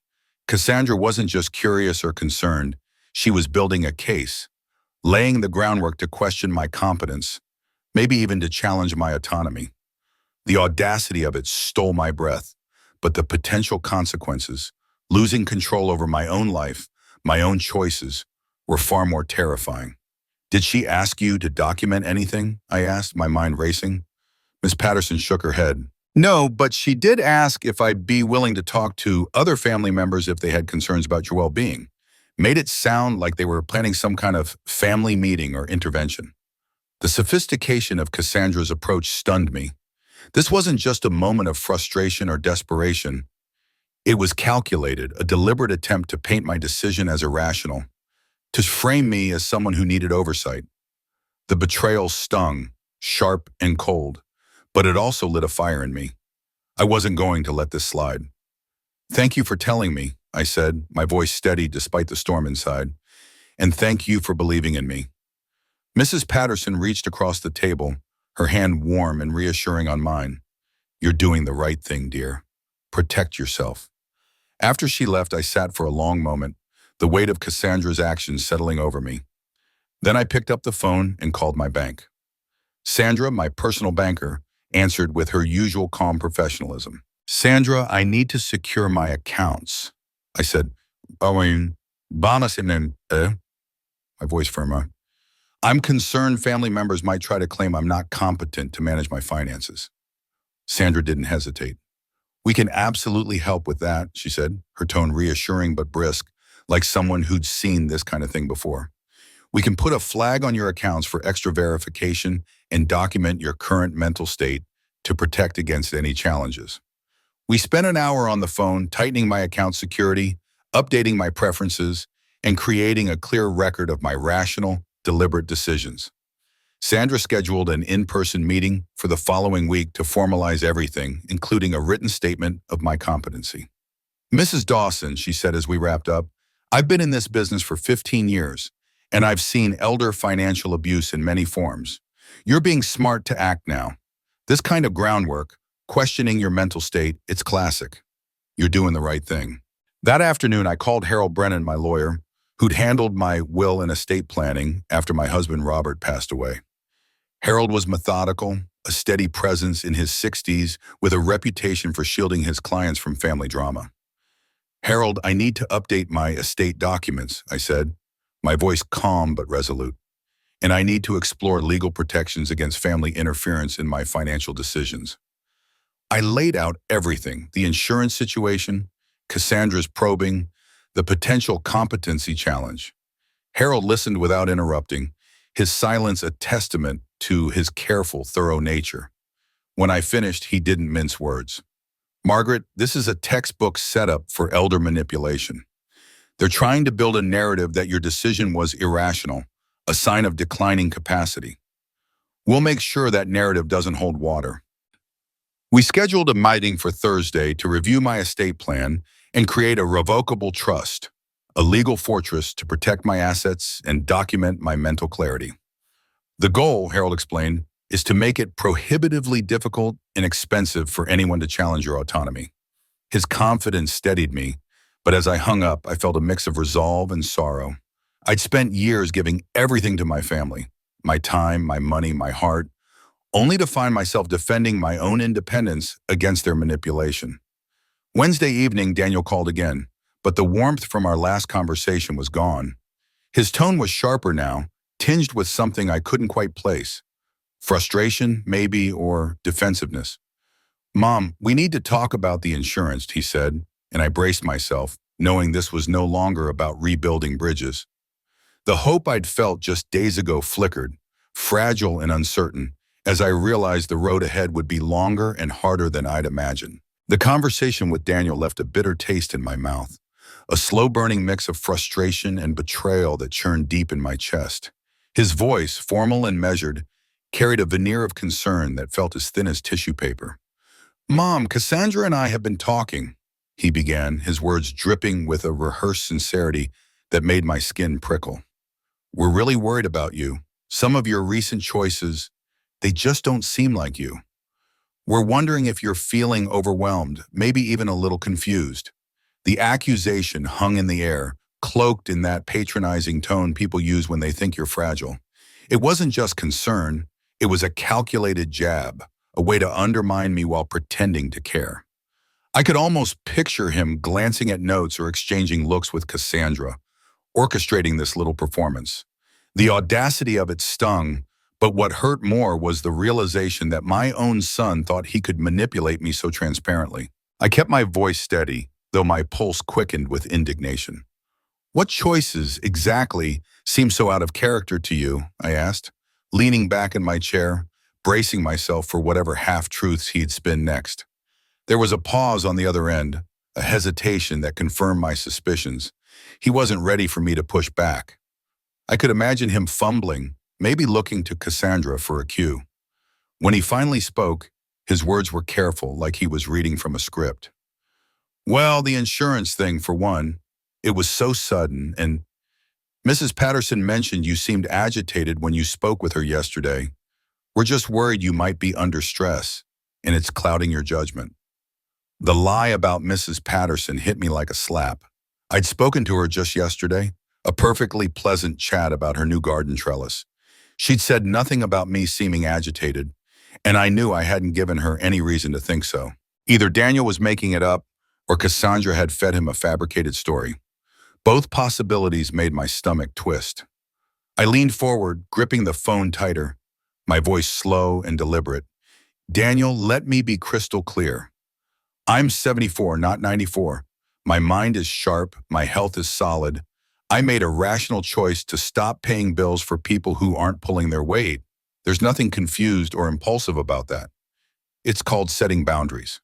He pressed on, undeterred, his tone softening in that way people do when they're trying to coax you into compliance.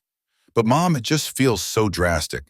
Maybe we could all sit down, talk it out, find a way to make the insurance thing work better for everyone." The suggestion sounded reasonable, almost kind, but I saw it for what it was, a trap, a chance for them to gang up on me, to scrutinize my every word and gesture, maybe even to build a case that I was slipping.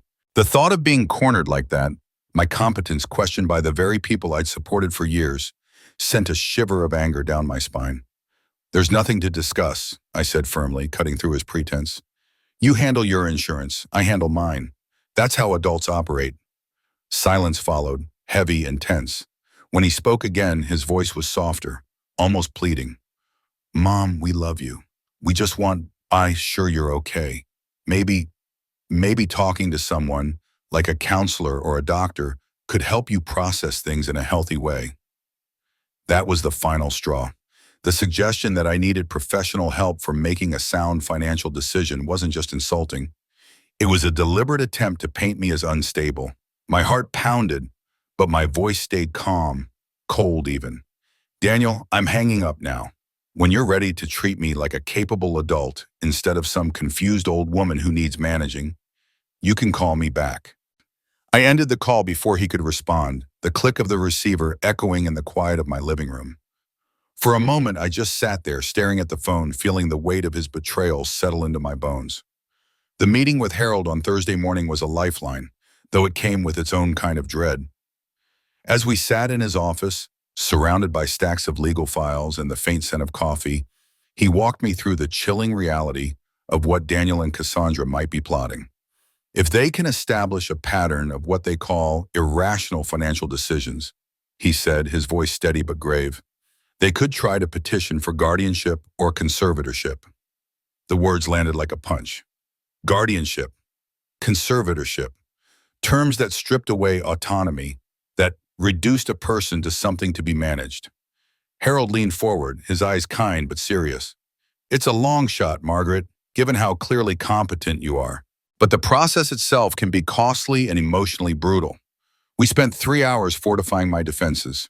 We updated my will, created a revocable trust to shield my assets, and drafted a mental competency affidavit that laid out in meticulous detail the reasoning behind my recent financial choices. Every step felt like armor, a way to protect myself from the people I'd once trusted most. Harold had also prepared a cease and desist letter, a warning shot we could fire if their campaign of doubt persisted. The trust ensures your assets are protected, even if someone manages to get a temporary conservatorship order," he explained, his pen tapping the desk. "And the affidavit, sworn before a notary while you're demonstrably of sound mind, makes it much harder for them to claim you were confused or coerced." He leaned back, his expression softening. "In 40 years of practice, I've learned one thing. Family members who truly care about an elderly relative don't go around collecting evidence of incompetence. They have honest conversations." His words lingered, a bitter truth that followed me home. That afternoon, my phone rang again, and the voice on the other end introduced herself as Linda Freeman, a social worker with the county's Adult Protective Services. "Mrs. Dawson," she said, her tone professional but warm, "we've received a report expressing concern about your well-being.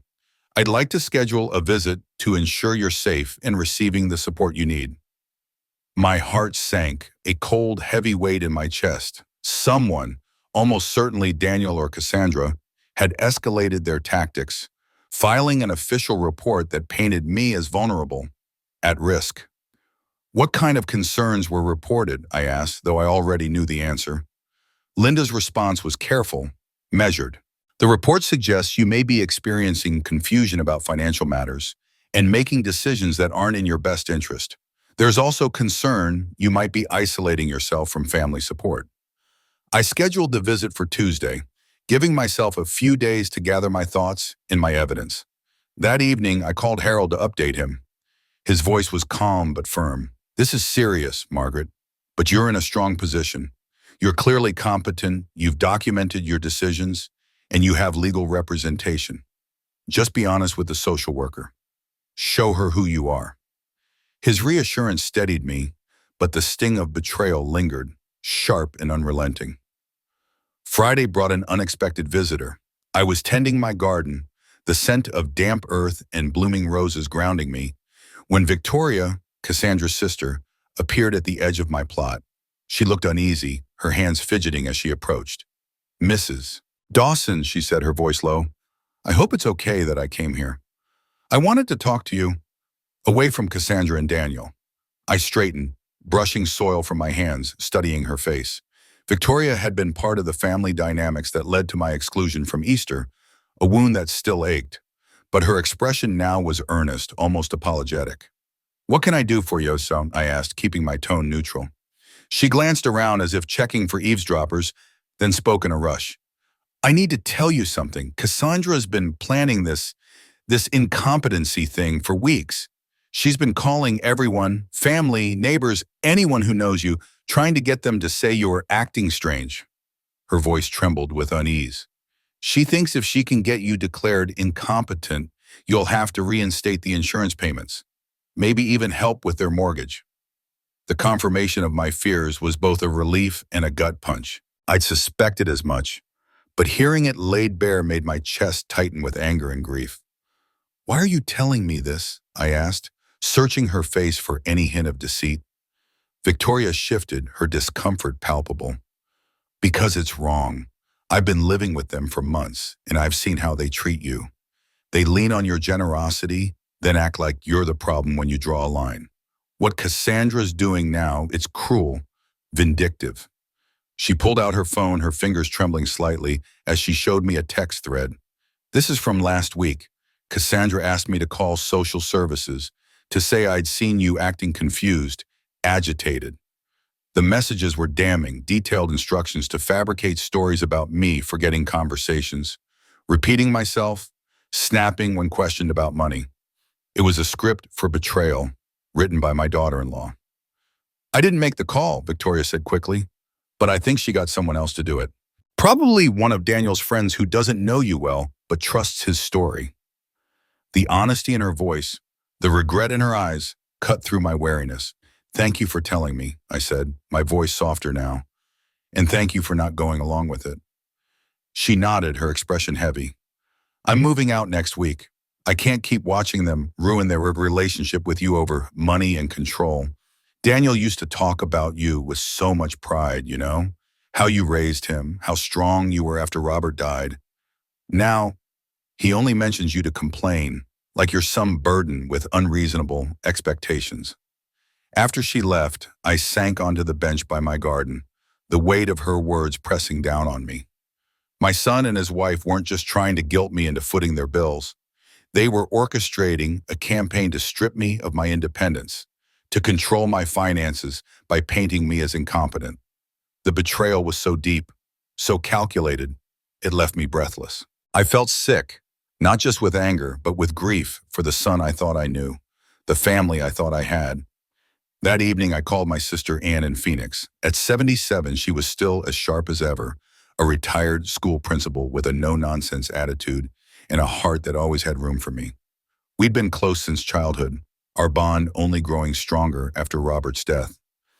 "Ann," I said when she answered, my voice steady despite the turmoil inside, "I need to ask you something important.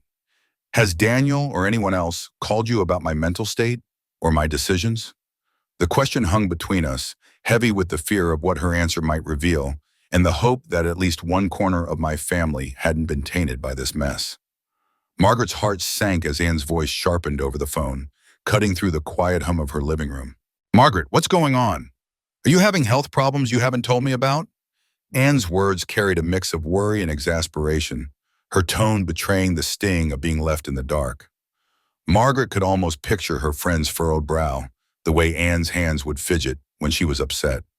The question wasn't just about health, it was about trust, about the fear that Margaret might be slipping away in ways she hadn't shared.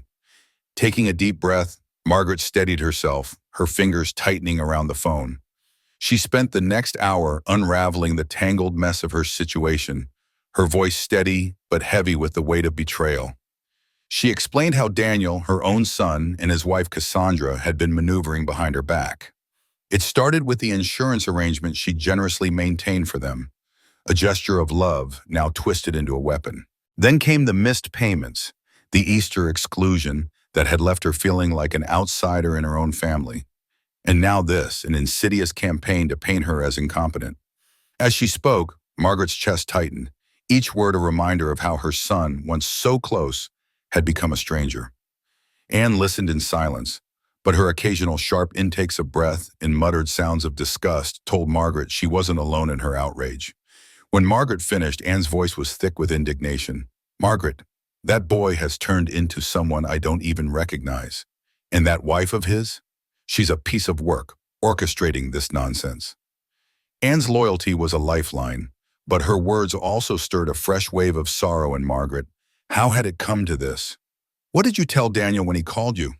Margaret asked, her voice softer now, almost dreading the answer. Anne snorted, a sound so vivid Margaret could almost see the defiant tilt of her friend's head. "I told him he was out of his mind. I said you're sharper than people half your age, and if he's so worried about your decisions, maybe he should take a hard look at his own first." Anne's fierce defense brought a fleeting smile to Margaret's face, but it quickly faded as Anne's tone grew serious. But Margaret, this is no small matter. If they're filing false reports with social services, that's harassment.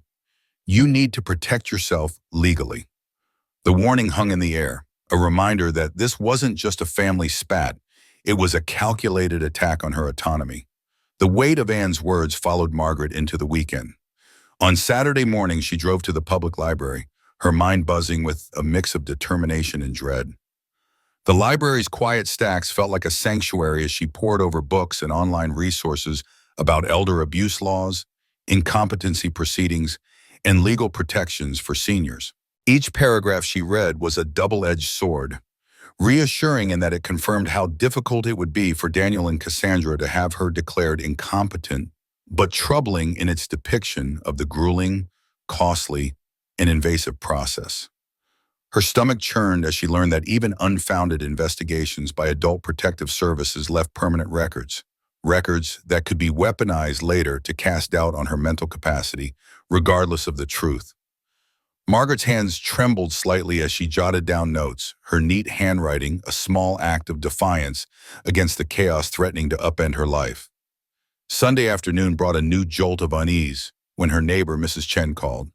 "Margaret," she said, her voice laced with concern, "I had the strangest conversation yesterday with a young man claiming to be your son. He asked if I'd noticed you acting confused or upset lately. I told him you seemed perfectly fine, but it left me feeling off." Margaret's heart raced as she listened, the violation of her privacy hitting like a physical blow. Daniel's questions weren't just nosy, they were part of a deliberate effort to build a case against her. Mrs. Chen's unease mirrored her own, and Margaret felt a pang of guilt for dragging her kind neighbor into this mess. "Mrs. Chen," she said, forcing calm into her voice, "if anyone else asks about my mental state or behavior, could you tell them you're not comfortable discussing your neighbors with strangers? And maybe let me know if it happens again?" Mrs. Chen's quick agreement, "Of course, dear," was a comfort. But her follow-up question, "Are you in some kind of trouble? This all seems very suspicious," cut deep. Even those who knew Margaret best were starting to wonder if there was truth to the whispers being spread about her. By Monday morning, Margaret's resolve had hardened. She called Linda Freeman, the social worker, to confirm their Tuesday meeting and probe for details about the report filed against her. Linda's voice was professional but guarded. "I can't share details about the reporting party, but the concerns include alleged financial confusion, social isolation, and possible depression following a recent family conflict." Margaret's grip on the phone tightened, her frustration bubbling up. "Ms. Freeman," she said, her tone firm but polite, "I want you to know I'm represented by legal counsel. I believe this report was filed maliciously by family members upset that I stopped subsidizing their expenses. I'm fully competent and capable of managing my own affairs." Linda's response was cautious, her words measured. "I appreciate you letting me know about the legal representation, Mrs. Dawson. Our goal is to ensure your safety and well-being. If the concerns are unfounded, our investigation will conclude quickly." The call left Margaret feeling both empowered and exposed, her life under a microscope because of her son's betrayal. That afternoon, Harold, her lawyer, called with updates that bolstered her confidence. "I've finalized all your documents," he said, his voice steady and reassuring. "The trust is established, the competency affidavit is notarized, and I've prepared a comprehensive file documenting your mental acuity and rational decision-making process." Margaret felt a surge of gratitude for Harold's thoroughness, but his next words carried a warning. "If the social services investigation finds evidence of false reporting, we can pursue charges for elder abuse and harassment." The possibility of turning the tables on Daniel and Cassandra was a small comfort, but it didn't erase the hurt of knowing her own son was behind this. Tuesday dawned gray and drizzly, the weather mirroring Margaret's somber mood as she prepared for Linda Freeman's visit. She'd spent the previous evening organizing her financial documents, legal papers, and evidence of Daniel and Cassandra's manipulative behavior. Her apartment gleamed, every surface polished, her appearance meticulously professional, a silent declaration of her competence. If Linda was coming to evaluate her, Margaret was determined to leave no room for doubt.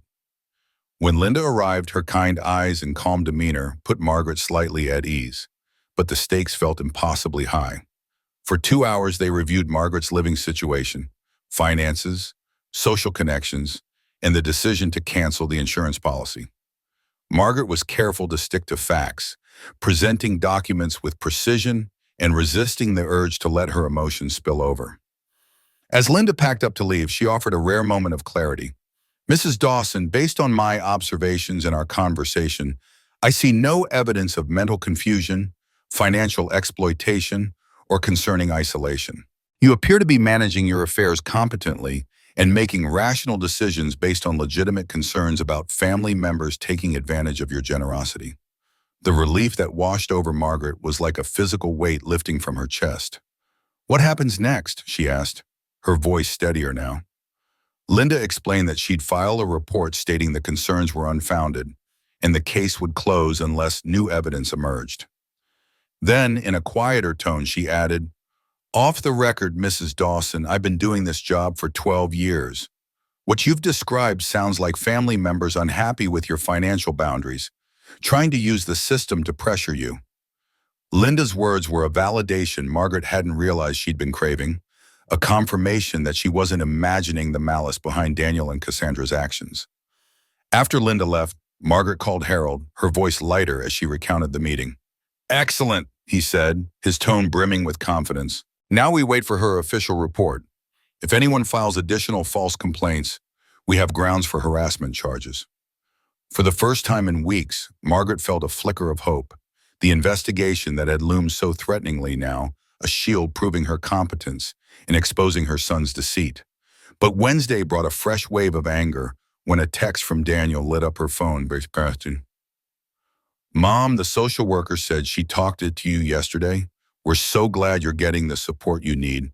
Let us know if there's anything we can do to help during this difficult time." The false concern, the sly implication that she was receiving mental health support, made Margaret's blood boil. It was as if Daniel and Cassandra were rewriting reality, pretending their scheme had succeeded. She forwarded the text to Harold, her fingers shaking as she typed a note asking if this counted as further harassment. His response was swift. "Yes, this is an attempt to create the impression you're receiving mental health services, which could be used in future proceedings. I'm sending the cease and desist letter today." By Thursday, the audacity of Daniel and Cassandra's campaign reached new heights. Patricia from the insurance company called, her voice tinged with a mix of professionalism and amusement. "Margaret, we received a call yesterday from someone claiming to be your son, asking about your recent policy cancellation. He wanted to know if we had concerns about your mental capacity when you made that decision." Margaret's heart pounded, a mix of fury and disbelief coursing through her. They weren't stopping. Not content with harassing her neighbors or social services, they were now targeting her insurance company. "What did you tell them?" she asked, her voice tight. Patricia's dry chuckle was a small comfort.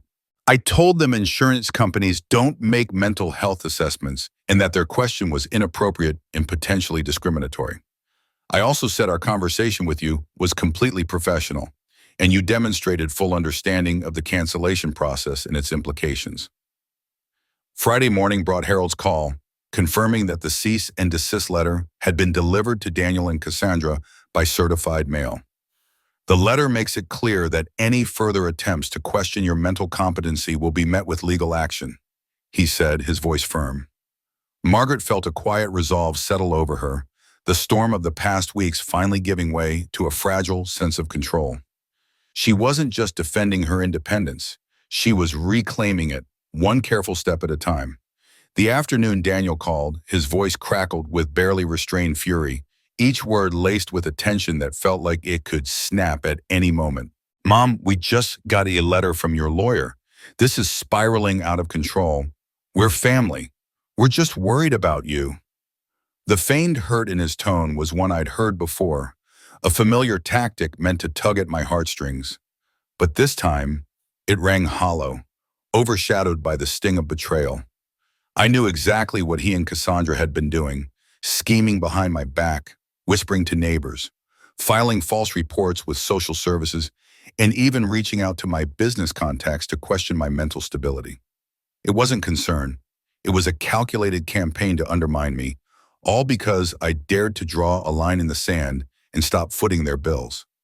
Daniel, I said, keeping my voice steady despite the ache in my chest, you and Cassandra have spent weeks trying to have me declared mentally incompetent. You've harassed my neighbors, spread lies to social services, and contacted my colleagues to dig into my mental capacity. That's not love. That's not worry. That's elder abuse. My words hung in the air, heavy with the weight of truth. I could almost feel his discomfort through the phone, his usual confidence faltering. That's not what we were doing, he protested, but his voice lacked conviction, like a man grasping at straws. We were just trying to figure out why you're making these drastic choices. We thought maybe you were depressed or overwhelmed. The gaslighting was almost laughable if it weren't so infuriating. Even with a cease and desist letter laying out their actions in black and white, he clung to this narrative of concern. I took a deep breath, steadying myself against the wave of frustration. The letter is clear, Daniel. No more questioning my mental state, no more digging into my competency, no more false reports. If you're genuinely worried about me, you can talk to me directly like an adult. My tone was firm, but inside my heart was heavy.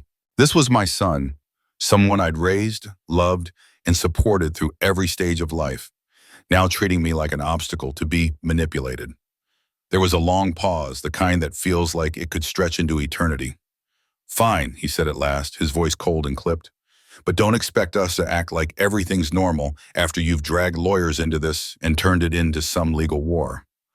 The threat was meant to wound, to make me second-guess myself, to choose between protecting my autonomy and preserving some semblance of family ties. But I was done bending to guilt trips. Daniel, I said, my voice softening with sadness rather than anger, there's nothing normal about grown children trying to have their mother declared incompetent because she'd set financial boundaries. You made this a legal battle when you decided to attack my mind instead of respecting my choices. I hung up before he could respond, the weight of the conversation settling into my bones. I was exhausted, but a quiet relief bloomed within me. Legal boundaries were in place, and for the first time in weeks, I felt a flicker of control. That Saturday, a knock at my door broke the morning stillness. It was Victoria, the young woman who'd been renting a room in Daniel and Cassandra's house. Her face was a mix of resolve and unease as she stood on my porch, her bags packed, ready to leave town. Mrs. Dawson, she said, her voice soft but steady, I wanted to see you before I go. I think you should know they're not backing off. Cassandra's furious about the lawyer's letter, and she's talking about finding other ways to pressure you. My stomach tightened, though I wasn't entirely surprised. What kind of ways? I asked, bracing myself for the answer, even as a part of me dreaded it. Victoria shifted uncomfortably, her eyes darting to the ground before meeting mine. She's been digging into your finances online, trying to figure out what assets you have and if there's any way to get to them. She's also been saying Daniel should claim you promised to help with their mortgage payments and that you're going back on your word. The words hit like a punch to the gut, though they weren't unexpected. People willing to file false reports about my mental state wouldn't hesitate to stoop lower.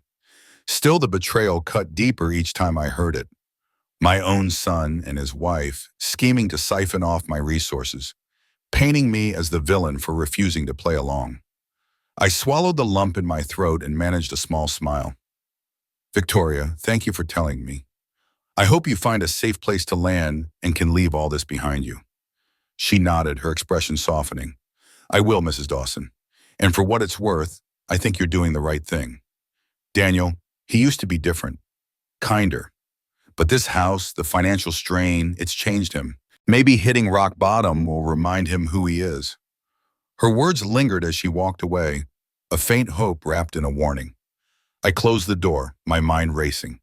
That weekend, I threw myself into fortifying my defenses, changing my online banking passwords, setting up alerts for any suspicious activity, and combing through my financial statements for anything out of place. I installed a security camera at my front door, its unblinking eye a small reassurance, and updated my emergency contacts to include my lawyer, Harold. Each step felt like armor, shielding me from the next blow. Monday morning brought the call I'd been dreading. Mark, from the mortgage company, spoke in a tone that was both professional and tinged with sympathy. Mrs. Dawson, I'm reaching out because Daniel and Cassandra listed you as an emergency contact when they applied for their loan. They're 3 months behind on their mortgage payments, and we're starting foreclosure proceedings. 3 months. The irony was almost too much to bear. While they'd been orchestrating their campaign to control my finances, questioning my sanity, and renovating their bathroom, they'd let their mortgage slide further into default. All their energy had gone into manipulating me instead of facing their own financial mess. I'm no longer involved in their financial affairs, I told Mark, my voice calm but resolute. You'll need to work directly with them on any payment plans or options. He sighed, the sound heavy with understanding. I get it. I just wanted to give you a heads up since foreclosure starts next week. If they were counting on family help to catch up, time's running out. After we hung up, I sat at my kitchen table, staring out at the spring afternoon. The sunlight filtered through the trees, casting dappled shadows on the lawn, but my mind was elsewhere. Daniel and Cassandra were about to lose the house I'd helped them buy, the house I'd kept insured when they couldn't be bothered. Guilt tugged at me, whispering that I could step in, could save them from this disaster. But a stronger voice, one born of months of betrayal, reminded me that this was the consequence of their choices. They'd had time to fix this, but they'd chosen manipulation over responsibility. That evening, I called my friend Anne, needing to share the weight of it all. 3 months behind on their mortgage, she repeated, her voice sharp with disbelief. And all this time, they were trying to get you declared incompetent because you wouldn't pay their insurance. Margaret, these people are completely detached from reality. Her anger was a comfort, a reminder that I wasn't alone in seeing the absurdity of it all. Are you going to help them? She asked. I paused, surprised by how certain my answer felt. No, they made their choices. They prioritized attacking me over fixing their own problems. They can figure it out. Anne was quiet for a moment, then said, Good for you. It's about time someone in this family faced the consequences. Tuesday brought a call from Cassandra, her voice trembling with desperation I hadn't heard before. Margaret, please, she said, tears breaking through her words. I know we've messed up. I know we've hurt you, disrespected you, but we're going to lose the house. We're going to lose everything. Her vulnerability caught me off guard, so different from the calculated confidence she usually wielded. But I wasn't swayed. Cassandra, I said gently, losing a house isn't the end of the world. Plenty of people rent and live happy lives. Downsizing might actually ease your financial stress. Her sob was raw, piercing through the phone. But this is our home. We've put so much work into it, so much money. Money you didn't have, I pointed out, my voice steady but not unkind. You've been behind on your mortgage for months while focusing on bathroom renovations and insurance payments. Your priorities have been upside down from the start. She went quiet, and for a moment I wondered if she was finally seeing the truth. What can we do to fix this? She asked, her voice small, almost childlike. How can we make things right with you? It was the first time she'd asked what she could do for me, not what I could do for her. But it felt too late, too driven by desperation rather than genuine remorse. You can start by treating me like a person, not a resource, and I said. You can stop trying to manipulate and control me. You can take responsibility for your choices and their consequences. Her response came quickly, almost frantic. We will. We'll do better. We'll pay you back everything we owe. We'll respect you. Just please, help us save the house. The words were heavy with promise, but they felt hollow, like a script recited to escape the moment's panic. Cassandra, I said, my voice tinged with sadness, you've spent weeks trying to have me declared incompetent because I stopped paying your bills. That's not the kind of behavior that gets fixed with promises. It shows who you are when the pressure's on. I paused, letting the words settle. I hope you and Daniel find a way to resolve your housing situation. But that's something you'll need to do on your own. I hung up, my heart heavy but resolute, knowing that some boundaries, once crossed, can't be undone with apologies alone. The phone call ended with a soft click, no shouting or accusations, just a quiet acknowledgement that the trust between us had crumbled beyond repair. A deep sadness settled in my heart as I thought of the family we might have been. Daniel, Cassandra, and me, united by love rather than obligation. Yet woven into that grief was a profound relief. For months, I've been caught in their web of financial manipulation, my retirement savings seen as a lifeline for their mounting debts. Now I was free. That evening, I made a simple dinner, a bowl of hearty vegetable soup and a slice of crusty bread, and carried it to my small balcony. The sunset spilled across the sky in vibrant shades of orange and pink, a serene beauty that felt like a personal gift. I sat there, savoring the stillness, knowing that tomorrow Daniel and Cassandra would wrestle with their financial turmoil, their home, their future, their choices. But none of it would involve my money, my stress, or my heart. For the first time in months, I could turn my gaze to my own life, my own aspirations, the quiet joy of living my retirement years surrounded by people who valued me for who I was, not what I could offer. I could love my son from a distance, guarding myself against his reckless tendencies. As the sun sank behind the trees, I felt a deep peace, a moment wholly mine to cherish. Wednesday morning arrived with a strange, almost sacred silence. No piercing phone calls, no frantic texts, no voicemails dripping with desperation. The absence of their chaos was almost disorienting after weeks of relentless pressure. I sipped my coffee slowly, the newspaper open before me, and let the quiet envelop me. For so long, my mornings had been hijacked by their crises, pleas for money, accusations, manipulative tales of woe. Today, I was free to tend to my garden plot, a small patch of earth where I'd been nurturing tomato plants from seedlings. Kneeling in the cool soil, I felt the sun's warmth on my back, the dirt grounding me as I weeded and watered. The plants stood tall, their green leaves reaching for the spring light with a resilience I admired. There was something profoundly simple in this act, a reminder that life could be free of the weight of other people's emergencies. I lost myself in the rhythm, my mind unburdened for the first time in months. Around noon, Mrs. Chen's warm voice broke through my reverie. "Margaret, dear," she called from the garden fence, holding a foil-covered plate. "I made too much beef stew yesterday. Would you like some for lunch?" Her kind smile and genuine generosity caught me off guard, and I felt tears prick my eyes. After months of calculated manipulation from Daniel and Cassandra, her gesture felt like a lifeline. We sat on the bench by my garden, sharing the rich, savory stew and talking about life's small joys. Her grandson's upcoming graduation, the new couple in apartment 4B, the community center's plans to expand the garden next season. The conversation flowed effortlessly, rooted in mutual care rather than hidden motives. As we laughed and shared stories, I felt a spark of hope, a reminder that there were still people who saw me as Margaret, not a means to an end. Thursday brought a call from Patricia at the insurance company, her calm voice delivering news that hit like a blow. "Margaret, I wanted to follow up on something in our system. It seems Daniel and Cassandra never secured replacement insurance after we canceled their policy." My stomach tightened as the reality sank in. For 3 weeks, their house had been uninsured while they focused on manipulating me instead of solving their problem. Patricia continued, "The mortgage company has been sending urgent notices about the lapse. They'll likely place force-placed insurance soon, which costs 3 to 4 times more than standard coverage." I thanked her, my voice steady despite the familiar knot of worry trying to form. But I pushed it away. Their insurance mess was no longer my burden. I hung up, feeling a mix of pity for their self-inflicted chaos and gratitude for the boundaries I'd set. By Friday, the situation escalated. Mark from the mortgage company called, his tone professional but firm.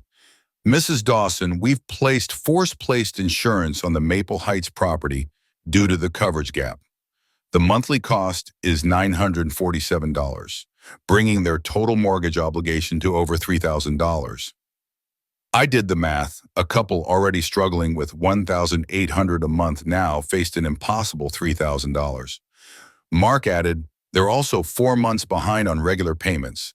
Unless they bring the account current within 30 days, we'll proceed with foreclosure." I took a deep breath, steadying myself. "Mark, I'm no longer involved in their financial affairs. I can't assist or guarantee anything." He understood, explaining he'd only called because I was listed as an emergency contact. Hanging up, I felt a pang of sorrow for Daniel and Cassandra, but it was overshadowed by a fierce resolve to protect my own peace. The following Tuesday, a soft knock on my door startled me. Through the peephole, I saw Daniel, his frame thinner, his face etched with exhaustion. Gone was the confident posture he'd once had. He looked like a man who'd run out of options. My heart wavered, torn between caution and a mother's love. "Mom," he said, his voice barely a whisper, "can we talk for a few minutes?" There was no trace of his usual bravado, just raw, weary desperation. Against my better judgment, I let him in. He sank onto my couch, head in his hands, the weight of his choices crushing him. "We're going to lose everything," he said, his voice breaking. "The house, our credit, probably my job. I don't know what to do anymore." The words were so raw, so free of his usual manipulation, that I sat across from him, listening. "Daniel," I said softly, "what happened to your savings? Surely you have something to work with." His laugh was bitter, laced with self-loathing. "Our savings have been gone for months. We've been using credit cards for everything since January. The GoFundMe we tried was frozen when it got reported for fraud." The picture he painted was bleaker than I'd imagined. A house uninsured, credit card debt spiraling, no assets left, and the threat of job loss looming.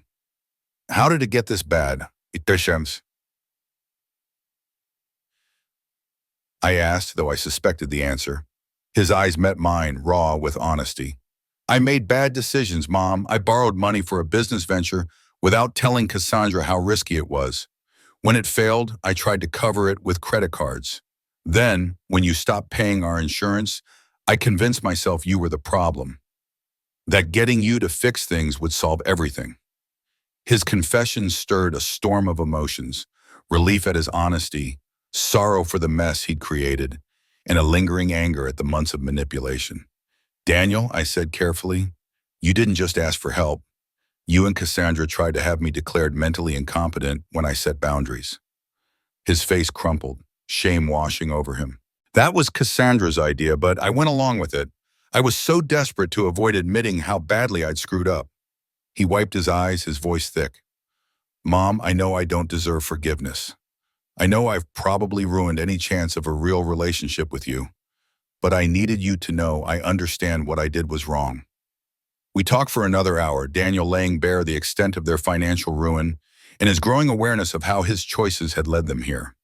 There were no pleas for money, no attempts to shift blame, just a broken man facing the consequences of his actions.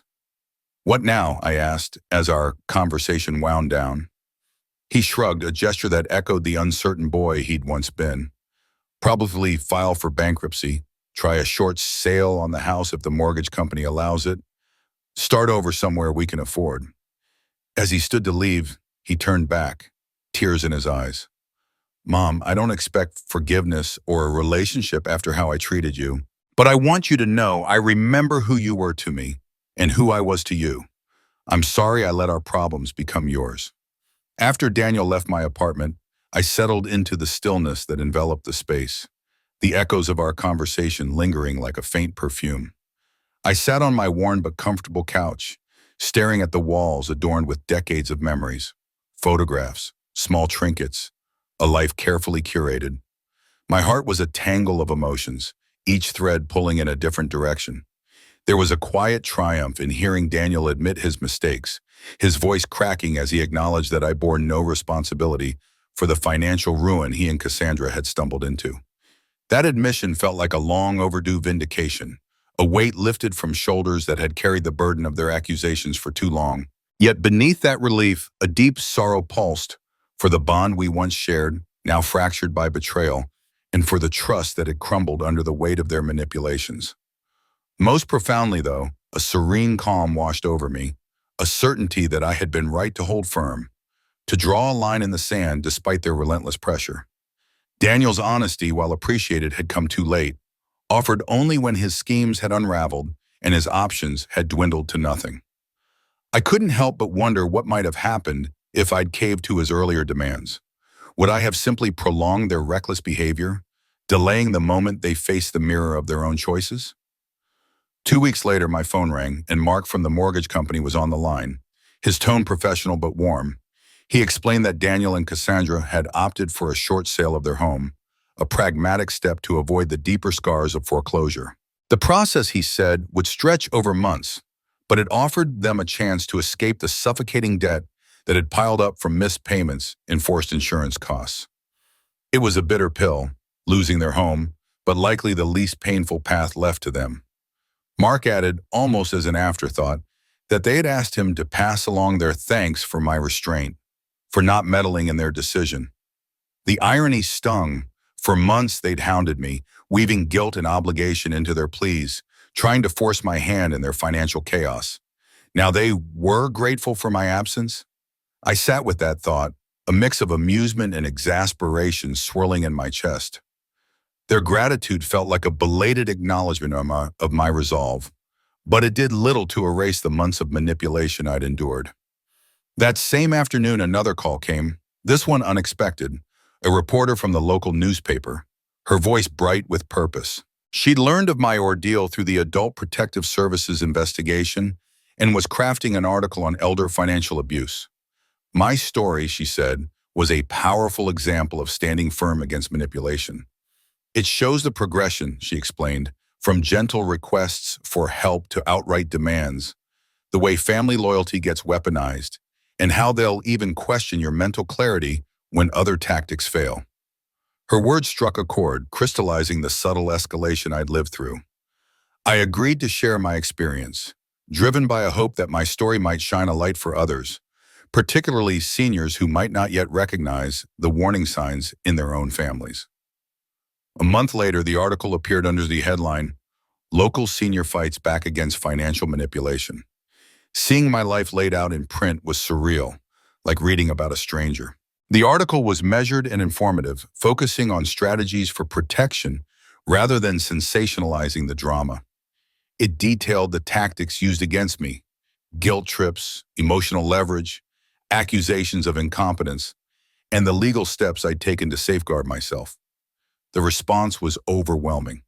My phone buzzed with calls from strangers who'd read the piece, seniors who saw their own struggles reflected in mine, adult children grappling with the realization that they might be crossing lines with their parents, and social workers eager to share the article with clients.